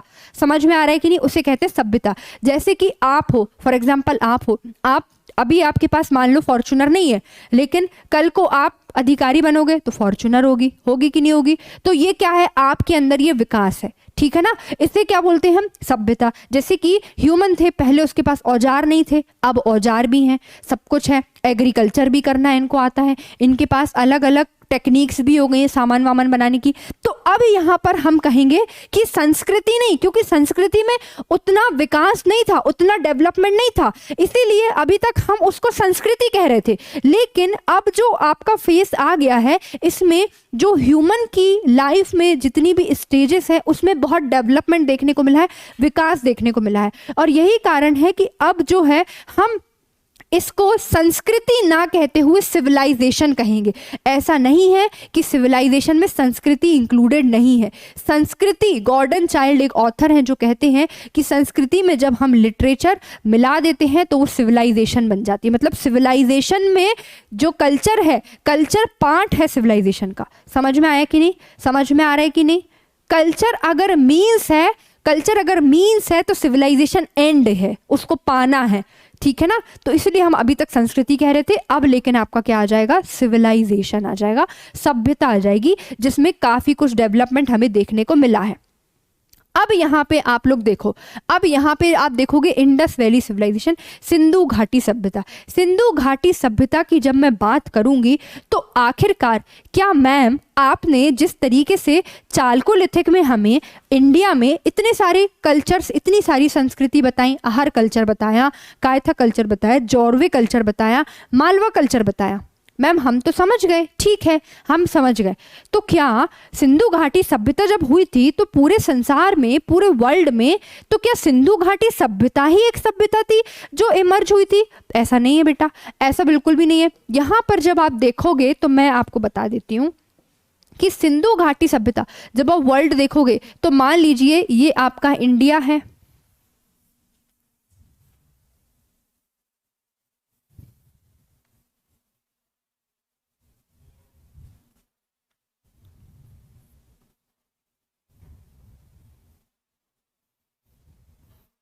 ठीक है, ये आपका इंडिया है फॉर एग्जाम्पल, और यहाँ पे मान लीजिए ये ऑस्ट्रेलिया है, ठीक है। तो इसके कंटेम्प्रेरी में कई सारी सिविलाइजेशन चल रही थी। कौन कौन सी सिविलाइजेशन चल रही थी? आपका जो ये वाला पूरा इलाका है, ये वाला पूरा इलाका है, यहाँ पे कौन सी यहाँ पे कौन सी सभ्यता चल रही थी? तो यहाँ पे आपकी चल रही थी हड़प्पा सभ्यता, हड़प्पा कालीन सभ्यता, ठीक है ना, मतलब कि IVC, इंडस वैली सिविलाइजेशन। अब इसके कंटेम्प्ररी में और भी सिविलाइजेशन थी, जिसमें से एक आपकी थी चाइनीज सिविलाइजेशन, ठीक है ना। ये कौन सी सिविलाइजेशन थी? Chinese civilization. और ये जो चाइनीज सिविलाइजेशन थी ये हवांग हो रिवर के पास थी। हवांग हो रिवर, नदी का नाम है हवांगो, उसके किनारे ये फ्लरिश हुई थी। अब यहाँ पे सेकंड अगर मैं दूसरी उसकी बात करूंगी तो यहाँ पे इजिप्शियन सिविलाइजेशन भी थी, इजिप्शियन, ठीक है ना, इजिप्शियन, इजिप्ट में जो थी इजिप्शियन सिविलाइजेशन, जो कि नील नदी जो है, नाइल रिवर, उसके किनारे थी। समझ में आया कि नहीं? और एक और सिविलाइजेशन यहाँ उस टाइम पे फ्लरिश कर रही थी जिसका नाम है ये कलर,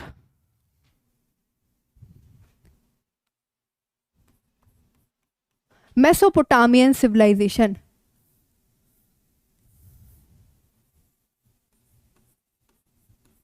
मेसोपोटामिया की सभ्यता, मेसोपोटामिया की सिविलाइजेशन, जो कि कौन सी नदी के किनारे से फ्लरिश कर रही थी? Tigris and Euphrates.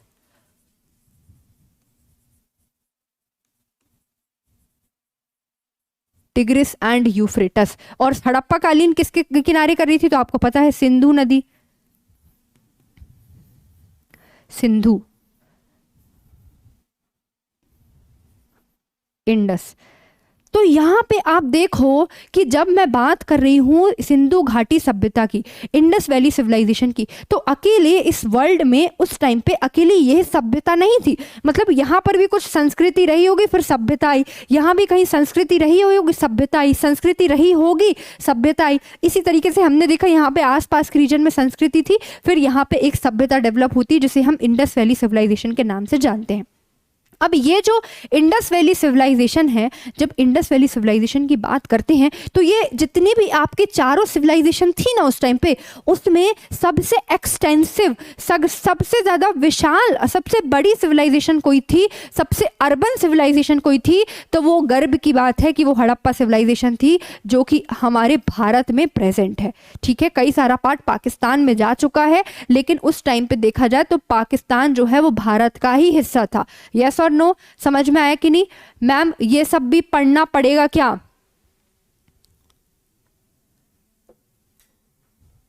हाँ पढ़ना पड़ेगा, बिल्कुल पढ़ना पड़ेगा।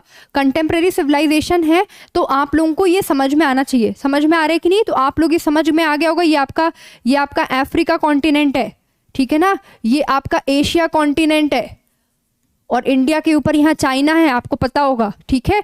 और यहाँ पे जस्ट यूरोप लग जाएगा फिर आपका, यस और नो, यहाँ से आपका यूरोप लग जाएगा, यहाँ पे आपका, यहाँ मेडिटेरेनियन सी, ब्लैक सी, कैस्पियन सी यहाँ पे आ जाएगी, और यहाँ से इस तरीके से आपका यहाँ पे ऊपर यूरोप लग जाएगा। फिर आगे यहाँ पे साउथ अमेरिका, नॉर्थ अमेरिका है, उस साइड है, वो आपको ध्यान नहीं देना है। समझ में आया कि नहीं?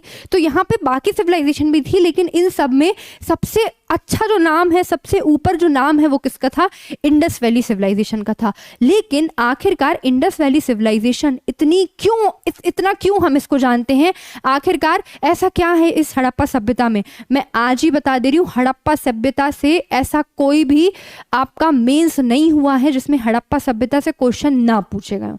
हड़प्पा सभ्यता से हर बार मेंस में क्वेश्चन आता है, चाहे तो उठा के देख लो, आईबीसी से हर बार क्वेश्चन आता है, हर बार क्वेश्चन आता है। अभी जैसे कि आप सभी को पता है ऑलरेडी 2 आवर्स होने वाले हैं, और आज जो मैं हड़प्पा खत्म नहीं कर पाऊंगी, कल मैं पूरा हड़प्पा सिविलाइजेशन खत्म भी करूंगी, और साथ में आपको इंडस वैली सिविलाइजेशन से रिलेटेड जितने भी क्वेश्चंस रहेंगे, क्वेश्चंस वो भी दूंगी।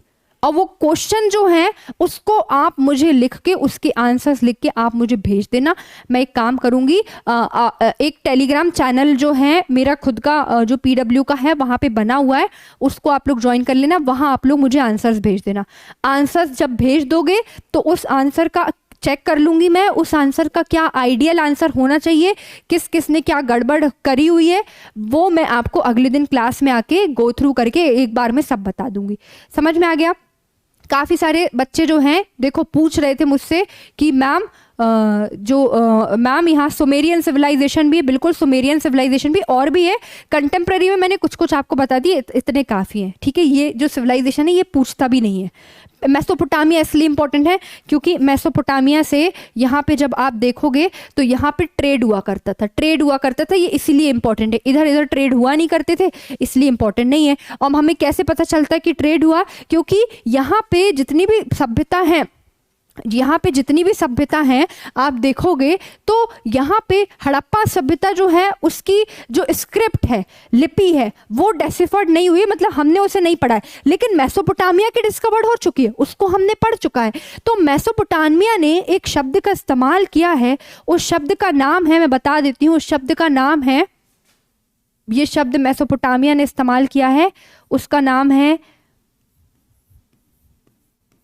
मेलुहा। क्या नाम है? मेलुहा। और ये जो शब्द है मेलुहा, ये किसी और के लिए नहीं बल्कि हड़प्पा कालीन सभ्यता के लिए, मतलब कि इंडस वैली सिविलाइजेशन के लिए यहाँ पे क्या किया है? इस्तेमाल किया है। इसलिए हमें पता चलता है कि इनके बीच में यहाँ पे क्या हुआ होगा, तो यहाँ पे ट्रेड हुआ होगा। Ma'am please share the link of your Telegram. अभी तो बेटा मैंने टेलीग्राम की कोई लिंक बनाई नहीं है, वो तो आप लोगों के कंटिन्यूसली यहाँ पे कमेंट्स आ रही थी कि मैम कॉपी कैसे चेक करेंगे। तो आप लोगों की मैं कोशिश करूंगी कि मैं जितने भी आपके डाउट्स हैं, ऐसा कोई बच्चा नहीं रहे जो मुझसे अनसेटिस्फाइड रहे, कम से कम वो सभी बच्चे जितने भी हैं वो मुझसे सेटिस्फाइड रहें। समझ में आ रहा है कि नहीं? तो इसीलिए मैं अभी बना लूंगी, और जो लिंक वगैरह है वो टेलीग्राम पे आपको मिल जाएगी। प्राची चौबे नाम से आप सर्च करोगे ना तो पीडब्ल्यू का है उसमें, तो वहाँ पे मिल जाएगी, आप वहाँ पे भेज देना। ठीक है, इतना आपको समझ में आया कि नहीं? आई होप आपको समझ में आ गया होगा इतना समझ। अब जैसे कि नया टॉपिक है ना इंडस वैली सिविलाइजेशन, वो मैं कल से ही स्टार्ट करूंगी, आज से नहीं कर रही हूँ। ठीक है ना? अभी मैंने बेसिक आपको बता दी, क्योंकि अभी मैं एक फ्लो में चालू करूंगी बताना तो फिर बड़ी दिक्कत हो जाएगी। तो कल हम डिस्कस कर लेंगे इसको। अभी आई होप आपको इतना समझ में आया होगा। इतना समझ में आया कि नहीं? अभी कोई डाउट है तो मुझे बता दो 5 मिनट में। Mesopotamia is in Iran Iraq दोनों इलाकों में उस टाइम पे फैली हुई थी।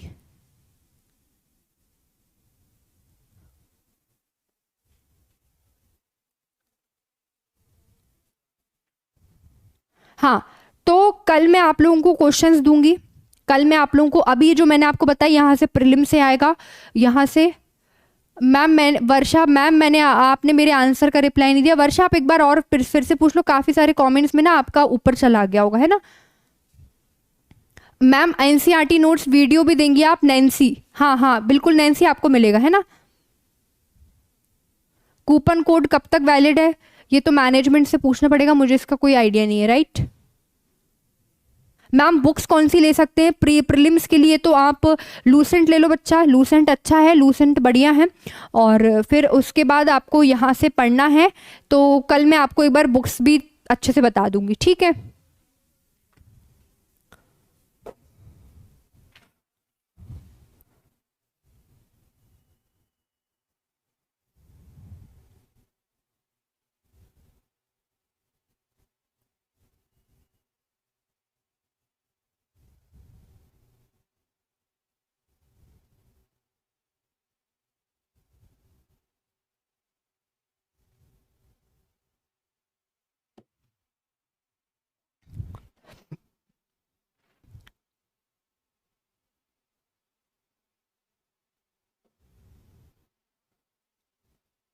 मेसोपोटामिया सबसे ओल्डेस्ट है, हाँ बिल्कुल ओल्डेस्ट, ठीक है। पीडीएफ कहाँ पे मिलेगा? पीडीएफ आपको एप्लीकेशन, इसी एप्लीकेशन पे ही मिलेगा।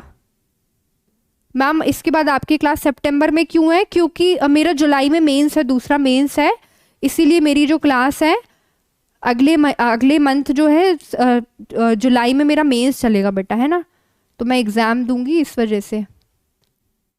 एग्रीकल्चर कब से स्टार्ट हुआ है? न्यूलिथिक से हुआ है। नेक्स्ट क्लास कल 10 बजे रहेगी, 10 बजे रहेगी। अभी तो आप लोगों को मैंने बिल्कुल आज बेसिक्स की क्लास बताई थी, बिल्कुल बेसिक जो आप लोग बहुत सारे बच्चे छोड़ देते हैं, पता है, जोरवे कल्चर, आहार कल्चर और कायथा कल्चर में क्या मिला क्या नहीं मिला, बहुत सारे बच्चे छोड़ देते हैं और पेपर में आता है तो माथा पकड़ लेते हैं। अभी आप लोगों को आई थिंक समझ में आ गया होगा, और जितना भी मैंने पूरा टाइमलाइन के हिसाब से आपको बहुत डिटेल में मैंने यहाँ पे समझाने की कोशिश की है। समझ में आ रहा है कि नहीं?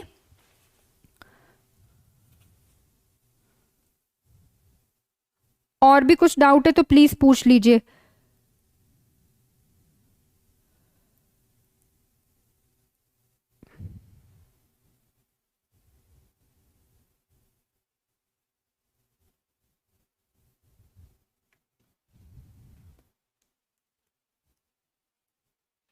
एक कोई पूछ रहा फलक कल्चर क्या है? फलक कल्चर एक जो तुर्कमेनिस्तान वाला एरिया है ना, वहां पे हुआ करता था, और फलक का मतलब होता है जन्नत, हेवन, ठीक है। वो आप लोगों को नहीं पढ़ना है, वो आप लोगों को पढ़ने की जरूरत नहीं है। आंसर राइटिंग होगी। अभी जो था ये वाला पोर्शन प्री का था, इंडस वैली सिविलाइजेशन में प्री और मेंस आपके दोनों हो जाएंगे, प्री और मेंस दोनों रहेंगे आपके। तो क्योंकि प्री और मेंस दोनों रहेंगे तो कल से मैं क्वेश्चंस भी देना चालू करूंगी।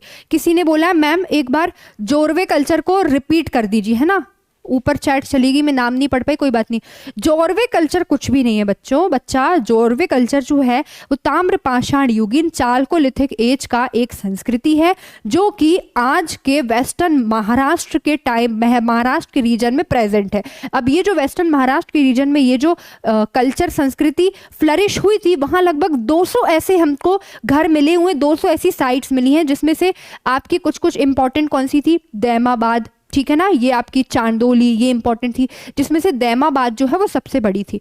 इसके अलावा यहाँ पे हमें और क्या देखने को मिला है? तो जो घर बने हुए थे उन घर में लगभग एक घर में 5 कमरे थे। बड़ी बात है मतलब लोग ज्यादा होंगे, 5 कमरे थे। और दूसरी चीज हमको ये देखने को मिली कि फोर्टिफाइड था। फोर्टिफाइड मतलब कि जो घर बने हुए थे वो वहां किले हुए थे। समझ में आया कि नहीं? सिंधु सभ्यता और हड़प्पा सभ्यता एक ही है क्या? जय पूछ रहे हैं, बिल्कुल एक ही है। आगे कल जो है सीधे यहीं से स्टार्ट करने वाले हैं, ठीक है। चलिए तो इस सेशन को एंड करते हैं। कल मैं आपको क्वेश्चंस भी दूंगी 5BH के, सौरभ केशरी बोल रहे हैं, बिल्कुल। तो कल मैं आपको क्वेश्चंस भी दूंगी, आंसर राइटिंग करके आप टेलीग्राम पे मुझे भेजेंगे, मैं उसको चेक कर लूंगी।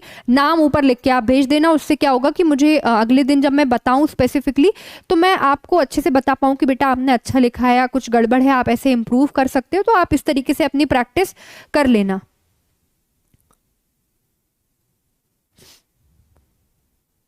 एमपीजी के मुकेश महेश्वरी पढ़ सकते हैं। एमपीजी के लिए वर्णवाल पढ़ लेना, इंग्लिश मीडियम वाले बच्चे हैं ना, और हिंदी मीडियम वालों के लिए तो काफी सारा मटेरियल है। तो आप जो है डीपीपी कब से मिलेगा? अभी पढ़ तो लो बेटा, आज तो पहले ही दिन है। याद हो गया क्या? सब याद हो गया हो तो मैं अभी भेज दूं डीपीपी। ओके मैम, कोई बुक भी खरीदनी होगी? बिल्कुल खरीद सकते हो आप, बिल्कुल खरीदो बुक बिल्कुल खरीदो, कोई दिक्कत वाली बात नहीं है। बुक खरीद सकते हो, आप अपना पढ़ते रहो। बाकी ये जो है आपको ये जो पीपीटी है जो मैंने लिखा हुआ है, ये सब जो है वहाँ पे प्रोवाइड कर दी जाएगी। समझ में आया कि नहीं? चलिए ठीक है, all the very best to all of you. आप लोग इतना रिवाइज करेंगे और रिवीजन करने के बाद कल मैं आप लोगों को मिलूंगी इंडस वैली सिविलाइजेशन के साथ, और साथ में मैं आपको जो भी क्वेश्चंस हैं इंडस वैली सिविलाइजेशन के वो पूरे प्रोवाइड कर दूंगी। उसके आंसर राइटिंग प्रैक्टिस आप लोग करेंगे, ठीक है। तो thank you all of you, thank you everyone.